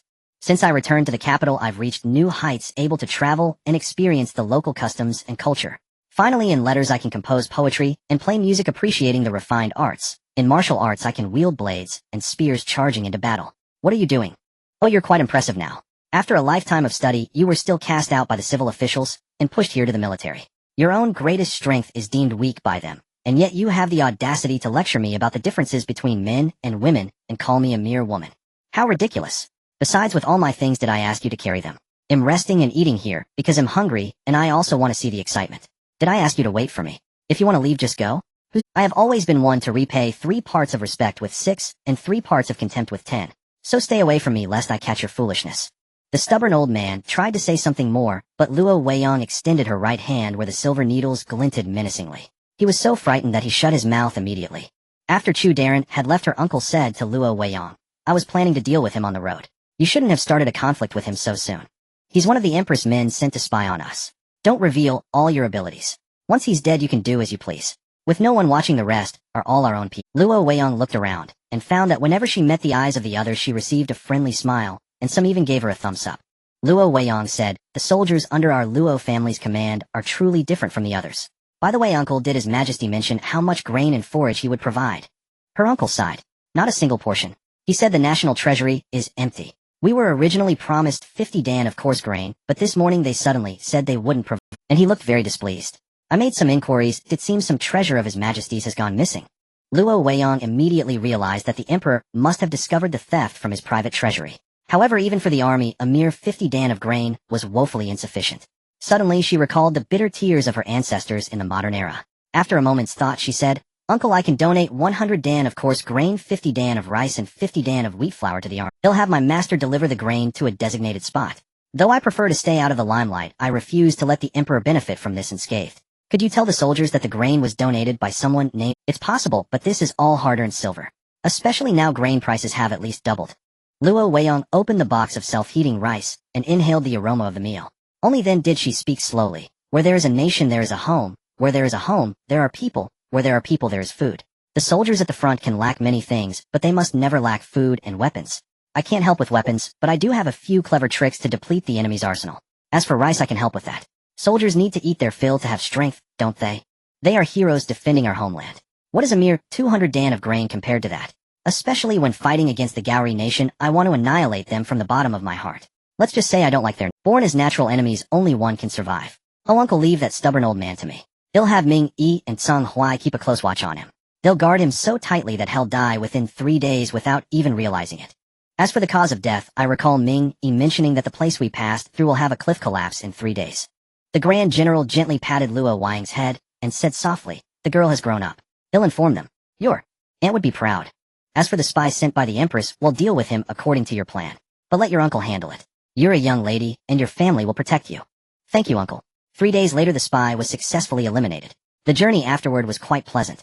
All three of Luo Weiyang's carts were loaded with food, and she generously distributed treats to the soldiers along the way. Snacks. As for the Yao family, Yao Nanfan's branch suffered deaths and injuries during the exile, and eventually their line came to an end. The journey was filled with laughter and joy. A month later they arrived at the border smoothly. Lord Shen and Shen Xingling had gone ahead to inspect other areas, just going through the motions. As for fourth brother, well, a grown brother is beyond control, he followed Lord Shen. But the men of the Luo family are all admirable. They all know how to curry favor with their future fathers-in-law. Luo Weiyang didn't ride in a carriage, instead she entered the military camp atop a tiger. Initially some guards tried to stop her, but before her uncle could even speak, Luo Weiyang produced her token. The soldiers immediately let her through. Her eldest uncle smiled. You were just waiting for this moment, weren't you? Go on, test if it works. Don't worry, this token is still in active use. There are no more than 5 like it in all of Dongli Nation. You've truly hit the jackpot. Luo Weiyang followed her uncle into the camp. Exhausted from the journey, she didn't come out afterward, but her legend spread like wildfire instantly. Soldier A, did you know? A stunningly beautiful fairy has arrived at the camp. The most amazing part is that her mount is a tiger, and there's another tiger following her. Soldier B, I saw her. She was holding the token bestowed by His Majesty. I've only ever seen young Prince Yu with such a token. It grants free access to the military camp. Soldier X, none of you are as well informed as I am. I heard from the cook who delivers meals that her tent is right next to the general's. Her maidservant and guards are also highly skilled in martial arts. A suspicious character tried to get close and got sent flying. They even called her Miss. She's probably the daughter of some prominent soldier. Why would a delicate girl like that come here to suffer? They say she's like a celestial maiden descended to earth, fair-skinned, tender, and beautiful with the gentlest smile. Isn't this just pure? Our Grand General already has a wife, and they're deeply devoted to each other. Besides, the age doesn't match up. Could she be the future wife being scouted for the young general? Soldier N, could be. I heard from the gate guards that our general spoke to her very gently, and he was even smiling. If there were no special connection, our general wouldn't smile at a strange woman. Little did Luo Weiyang know that soldiers could be such gossips. Had she known, she would have retorted furiously, did you not see me riding in on a tiger? And you call me frail and delicate? Where's the resemblance? And you're playing matchmaker all wrong. What a disaster. The one thing you got right, the celestial maiden descending to earth part, is true. I am indeed a fairy myself. After waking up, Luo Weiyang called for Tumi, that grain I discussed with Uncle last night. Has he retrieved it yet? Miss, the general sent people to retrieve it overnight. However, they didn't move it into the camp yet for fear of waking you. Moving that much grain would have made quite a racket. Since you're awake now, Miss, I'll go inform the general. I'll go myself. I have other matters to discuss with Uncle anyway. After washing up, Luo Weiyang stepped out of her tent and noticed a burly man not far away staring at her with disdain. It seemed that if not for the several people holding him back, he would have charged over to pick a fight. Luo Weiyang was not one to tolerate such treatment. She walked straight over. What's the matter? Why are you looking at me like that? If you have something to say it, you big brute with small eyes. The big man had actually blushed slightly upon first seeing her, but his face was now red with anger. Yet a hint of resentment still lingered. Still, he couldn't bring himself to vent his anger at someone like Luo Weiyang, who looked so delicate, adorable, and fragile enough to topple over in a breeze. So he turned to his companions and said, since the young lady is awake, let's hurry up and move the grain. Life in the army is all hardship and toil. If you're just here for the spectacle, you've seen enough. You might as well head back. Luo Weiyang of Tumi stepped forward and delivered a swift kick to the big man. He tried to defend himself, but was ultimately sent flying. Luo Weiyang thought to herself, damn, is Tumi really this strong? Even Tumi was stunned. Tumi, I've never had this much strength before. Is it because I've grown stronger, or is that big guy just too weak? No, it must be the medicinal meals our miss has been giving us. They've really built us up. Our miss is Miss is the kindest person I've ever met. Luo Weiyang. Tumi was certainly bewildered, as she had merely been eating and drinking well under Luo Weiyang's care. But this diluted spiritual spring water was truly a treasure. Even diluted, consuming a little daily, or every few days, was excellent for strengthening the body and improving internal circulation. The big man's companions were dumbfounded. The big man himself was unconvinced, and even angrier. You? What's so great about you? You're just a spoiled little princess born into a good... If you've got the guts, fight me yourself. Ordering your maidservant around doesn't prove anything. Oof. You should count yourself lucky that it was Tumi who made a move. If it had been my lady, you might not be standing here. If you can't win, admit you're outmatched. Don't ever talk about meddling again. I'm sick of those who lack skill, yet mock women. Apologize to our lady. Bien continued her usual chatter. The big guy was about to speak, but found his mouth sealed and his body frozen. One of the nearby soldiers noticed the big guy's predicament and glanced at Luo Weiyang. Miss, he was just impulsive. Please be merciful and have your maid give him the antidote. You are a noble woman, and leaving the camp may not be a bad thing. Our camp has its own order. Because of you, we can't even conduct our normal duties. They had assumed that the big guy's paralysis and silence were Tumi's doing. Luo Weiyang clapped her hands. So it turns out I accidentally called out the right name. I understand. You do think I'm causing trouble, but you're too rational to confront me, afraid the general will blame you. So we'll give you a chance. Right here, fight me. If you can beat me, you'll release the big guy and leave the camp immediately. But if you lose, you'll have to suffer the consequences. Big Eyes. The soldier was stunned. How do you know my name? You're the one who challenged me, not me. Before she could finish, Luo Weiyang struck, and Big Eyes had to face her seriously. Luo Weiyang finally spoke. Since you've snapped out of it, it'll get serious. Whoosh, crack, crack, crack, slap. Xianming and Songshuan shook their heads from afar, knowing exactly what was coming. A self-inflicted ordeal. Bien and Toomey watched with excitement, as Luo Weiyang kicked Big Eyes flying, then kicked him back, with lightning-fast lightness. She dislocated both his arms, beat him thoroughly, then reattached them. Finally, a finishing kick sent him flying. Done. The soldiers accompanying them were dumbfounded. Was this really a refined lady from a noble family? Not a newly arrived female general. She was too ruthless, and her footwork was incredibly fast. Luo Weiyang gave a look, and Xianming and Songshuan each grabbed one foot of the man who had been kicked to their side, dragging him over. More and more soldiers gathered to watch. Luo Weiyang fed him a pill, and Big Eyes opened his eyes, staring at her in terror. The onlooking soldiers saw his complexion gradually turn rosy, and their curiosity and admiration for Luo Weiyang grew. Where did this monster come from? Who said she was a fairy? She beats people too hard. Only Big Eyes knew that Luo Weiyang's strikes, though seemingly random, all hit acupoints. They weren't fatal, but excruciatingly painful. After being fed something, he was mostly healed. An elder's voice rang out. What are you all gathered here for? Didn't I say not to come near? For some reason, Big Eyes felt a sudden panic. He looked at Luo Weiyang with alarmed eyes. Luo Weiyang gave a mischievous wink, then widened her eyes until they reddened and filled with tears. In a delicate voice she cried, Uncle, they bullied me. Wah wah. The surrounding soldiers were speechless. Luo Weiyang ran off as soon as she spoke. Mingyi arrived late, learned from Tsang Huai what had happened, and murmured softly. Miss Luo is indeed stunningly beautiful, gentle, and delicate, skilled in poetry and zither. But if you think she is easily bullied, just a sheltered girl with those talents, you are gravely mistaken. She was not raised in a pampered way. The lightness and martial arts you just witnessed are not even her favorites. What I admire most about Miss Luo is her mastery of poisons. She also has various mischievous powders. Congratulations, Big Eyes and the paralyzed big guy. Miss Luo hates it when people call her a meddler. Also, you only know that food supplies have arrived, but General Goen hasn't had time to tell you who donated them. Why do you think General Goen forbade you from making noise here and delayed moving the supplies? Not only because he feared waking up someone, though that's part of it. After all, you've heard me constantly mention Miss Luo. She is the beloved of the entire Luo family. And these supplies are donated by Miss Luo through a man named Guozhong. Wait for your general to return, and you'll be rewarded. Over there, Luo Weiyang entered the military tent and burst into laughter. Her uncle came in, torn between laughter and tears. Look at you. You've got those two unlucky ones cornered. They'll give them a reprimand later to establish your authority, making things easier for you. Luo Weiyang was astonished. Uncle, how did you know? How did you know I was deliberately establishing authority and that I had a purpose in doing so? You're amazing. You're the most brilliant person I've ever met. To me. That phrase sounds awfully familiar. Bien. I feel like I've heard that somewhere before. Mingyi. Oh no, oh no. Is she using that same trick on her uncle? General Goen won't fall for it, will he? Her uncle stepped back. I've heard you say that to your grandfather, grandmother, and your second uncle. Spill it. What do you need? They'll help you arrange it first. The enemy has shown signs of movement, or after a few days I might not have time to assist you. Luo Weiyang was a bit embarrassed at being caught, but as long as she was thick-skinned, embarrassment couldn't catch up. Uncle, I'm doing this to fight the enemy too. Let me ask you, if the enemy's warhorses become weak and limp, unable to carry riders, or even walk, and even throw their riders off, wouldn't that be to our advantage? Our men could charge out. Whether they flee or not would be faster. After wiping them out, we could bring back their horses for free. I gave you that book with the story of borrowing arrows with straw boats.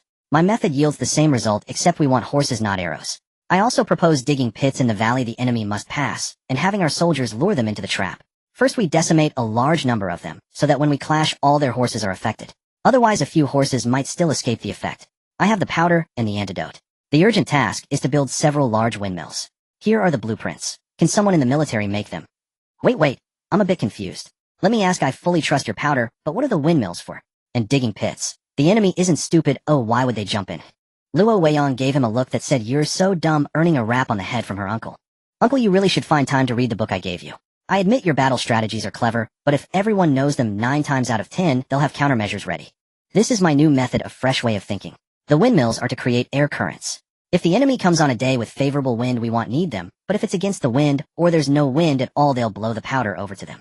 As for the pits, I know the enemy isn't foolish and won't just walk in. But what if we cover them? We can use thin wooden boards to hide them. Let me give you an example. This is your cup. I place a piece of paper over its mouth. I take some sand from the sand table. A little won't matter, but if I pour a large amount all at once onto the paper, see, both the paper and the sand fall right into the cup. My master once told me a concept called resonance. When the enemy crosses over together, their already immense weight combined with the synchronized vibrations of their horses' hooves will surely cause the boards to give way. We just need to dig several large pits, lay boards that get progressively thinner from the far side towards us, and have our soldiers ride across different pits boards on horse. Her uncle understood immediately, and said, I get it now. We just need to figure out the thinnest board that can still support one man and one horse without breaking. Her uncle, being a true general, grasped it instantly. Right, and don't forget to build the windmills. They'll leave all that to you, uncle. I need 2 strong workers for myself. Big Eyes and Big Guy would be perfect. Can I borrow them for a few days? Of course I can lend them to you. They'll report to you tomorrow. Not today, though. They need a small lesson. After all, looking down on our Luo family's most precious niece is simply, let me discipline them for you first, then I'll arrange the work. After her uncle left, Luo Weiyang took out her whistle and began to play. After the incident with her space, she realized the whistle was meant to be used outside of it. Different animals were summoned with different tunes, and playing randomly was useless. Luo Weiyang was a quick learner and had already mastered it. Thinking of her mount, she began to play. Sure enough, before the tiger even appeared, she could hear the approaching roars growing louder from afar. As the tiger passed through the camp, soldiers who had come to see her scattered in panic. Luo Weiyang lightly stepped and mounted the tigress. The tigress carried her around the camp in circles, and she didn't let Tumi, Bayan, or the others follow. Nothing could happen in a military camp. She retrieved a small backpack from her tent, and then had the tiger take her to the pit-digging site outside the camp. Her uncle had chosen an excellent location, a shaped fork in the road. It was perfect for pretending to stumble upon the enemy, and fleeing in panic, drawing no suspicion at all. It also allowed them to split up when fleeing, which would fill the pits, separately confuse the enemy, and lure them into the trap.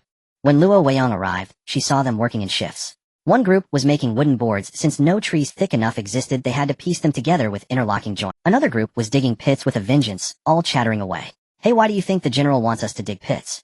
And such huge ones too. The Gary Kingdom has been getting restless these past few days. Instead of doing urgent training, we're here digging pits and doing carpentry. I just can't figure it out. I know about this.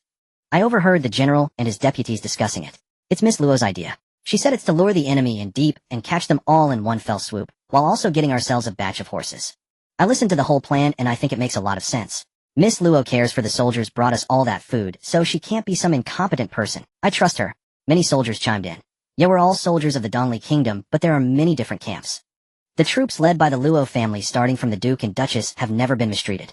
Fallen brothers get their families properly taken care of with a means to survive. There's no talk of our lives being cheap. Especially the general, he's never sent us to our deaths, due to a miscalculated strategy. Since Miss Luo is a Luo, she must be the same. She might even be another duchess. She could be a female general. Ha ha. A burst of laughter came from the workers. A man who seemed to be a squad leader said, You all talk too much. But who can say for sure? Maybe she'll be even better than the previous generation, not inferior to the Duchess. After all, I've never seen anyone use a tiger as a mount. A tiger is the king of all beasts. And that move that left Big Guy unable to move or speak him in awe of that. Luo Weiyang made her secretary let out a roar in response. Alright, secretary was the name for the male tiger. The tigress was called Boss. Hearing the roar, everyone knew Luo Weiyang had arrived. They all waved at her, and she felt their sincerity. On a whim, she said, I bought some fruit from the Gary Kingdom. Some ice-cold watermelons. I left them on another path. Can someone go back to the camp and get a cart to bring them over? Have the cook chill them in the well. There are too many people in the camp for one each, but there's enough for a small slice for everyone to taste and cool off. If there's any left over, give it to the hardest workers. With that, ignoring the cheers behind her, Luo Weiyang left. Time flew by, and on the 6th day the enemy truly came. Luo Weiyang stood atop the city wall using a telescope to see a dark smudge under the noses of the distant enemy soldiers. Her anger flared even hotter. She increased the dosage on every windmill. Sorry horses, but your masters chose not to be human. In just half an hour it was a complete victory. The enemy's arrogance was crushed. Her uncle pressed the advantage and attacked directly, leaving them too afraid to even leave their base. Luo Weiyang secretly sent a message to the defeated king of Gary Kingdom, and within 2 days the Gary Kingdom was destroyed. The battle ended so abruptly that when Shun Qingling and the others returned, they were utterly stunned. They thought it hadn't even started, but it was already over. That night Luo Weiyang dreamed again. She saw heavy snow falling for an entire month, blocking doors and roads with over 1.5 meters of accumulated snow. Suddenly Luo Weiyang woke up with a start, drenched in cold sweat. Tumi, Bayan. Tumi and Bayan were alarmed. Their mistress had never called them so. The 3 Songhui members also woke up. Miss, what's wrong? We're here. Why are you covered in sweat? Let me get a towel to wipe you down. It's so cold outside and we don't want you catching a chill. Listening to Bayan's words, Luo Weiyang asked immediately, Is it snowing outside? Bien, how did you know, miss? I only just came out and realized it was snowing outside. Indeed, it's snowing heavily, thick flakes falling. The ground was no longer visible, but now it was only lightly covered. Luo Weiyang's heart suddenly recalled the last piece of information she had. Her previous life had mentioned that after a blizzard the world, does that mean the capital has already fallen into chaos? The world is settled. That would signify peace across the realm, meaning the current emperor would not be the ruler, for if it were him, great turmoil would surely erupt within a few years. Then this must be the time. The 14th prince now has both men and wealth. He likely can succeed in his endeavor. Here far away I can do nothing to help. It all depends on him and Changqing. No wonder I haven't received any letters from Changqing lately. Luo Weiyang at that thought quickly shook her head and said, "What thoughts? He can write if he wants it. I have always been sensitive to sound. I heard the wind blowing outside and the sound of something beating against the military tents. In this season there is no thunder, and it certainly cannot rain, so it had to be snow. Tell Tsanghuai and Xianming to dress warmly, stick on heating pads, and go find the patrolman. Use cotton quilts to cover all the wellheads tightly. Then cover the stored vegetables to prevent them from freezing. Also open that chest. There are plastic sheets inside. Before covering the wells and vegetables, spread a layer of plastic for better insulation. And also, Tumi noticed Luo Weiyang's absent-minded look and guessed she might be haunted by a nightmare. Miss, the thermos you gave us keeps the warmth wonderfully. There's hot water inside, you can wipe your body. Bien and I have changed the bedding. Let me warm the bed warmer for you. You're all sticky and won't be able to sleep like this. Have a cup of calming tea. Ew, I've lit some soothing incense in the room too. Whatever happens, miss, you are so capable you can solve it." The nightmare might have been related to the space, but it didn't torment Luo Weiyang again. She slept soundly until broad daylight. Outside the snow had already reached knee-deep. Such heavy snow. If it continued for a month, it couldn't possibly be only about 1.5 meters high. But she didn't dwell on it further, it was better to enjoy life. A month passed, and indeed it was just as in the dream. However, this time, thanks to the grain Luo Weiyang had donated, the army the capital was also pacified. Murong Mian became the emperor, and he married a very virtuous and generous principal wife, now the empress. He also had 2 secondary consorts. This news came from that heartless Yu Changqing. That day Luo Weiyang was sitting in a small ice sled, pulled by a tiger, reading a letter delivered by Yu Changqing's men, laughing. A voice came from afar. "Heartless girl, enjoying yourself so much. And here I am trudging through the snow." That voice was Yu Changqing's. "Bosco, hurry to your father. Do you know who your father is? The most handsome one among that group." The tigress dashed straight toward Yu Changqing. When she was close, she leaped into the sky with her lightness skill. Yu Changqing flew up and caught her. "I missed you so much." Yu Changqing, am all prepared. The horses are outside. Well, leave and take no one. Luo Weiyang and Yu Changqing left together, spending a year traveling through Yu Changqing, am all prepared. The horses are outside. Well, leave and take no one. Luo Weiyang and Yu Changqing left together, spending a year traveling through great rivers, mountains, and historic sites. Though they didn't finish, the year was up. If they delayed any longer, Yu Changqing's proposal might not pass muster. 6 years later, Luo Weiyang and Yu Changqing were in their estate in the capital, sitting on rocking chairs under a peach blossom tree. Yu Changqing was peeling lychees for Luo Weiyang. "Yang, the children are already 1 year old. Should we continue our journey? We promised each other a life for 2. Let's set it for 3 years this time. What do you think?" "You little lazy cat," falling asleep while eating lychees. "Yang, thank you for coming from afar and warming my life. I love you." Luo Weiyang playfully opened one eye. "Me too."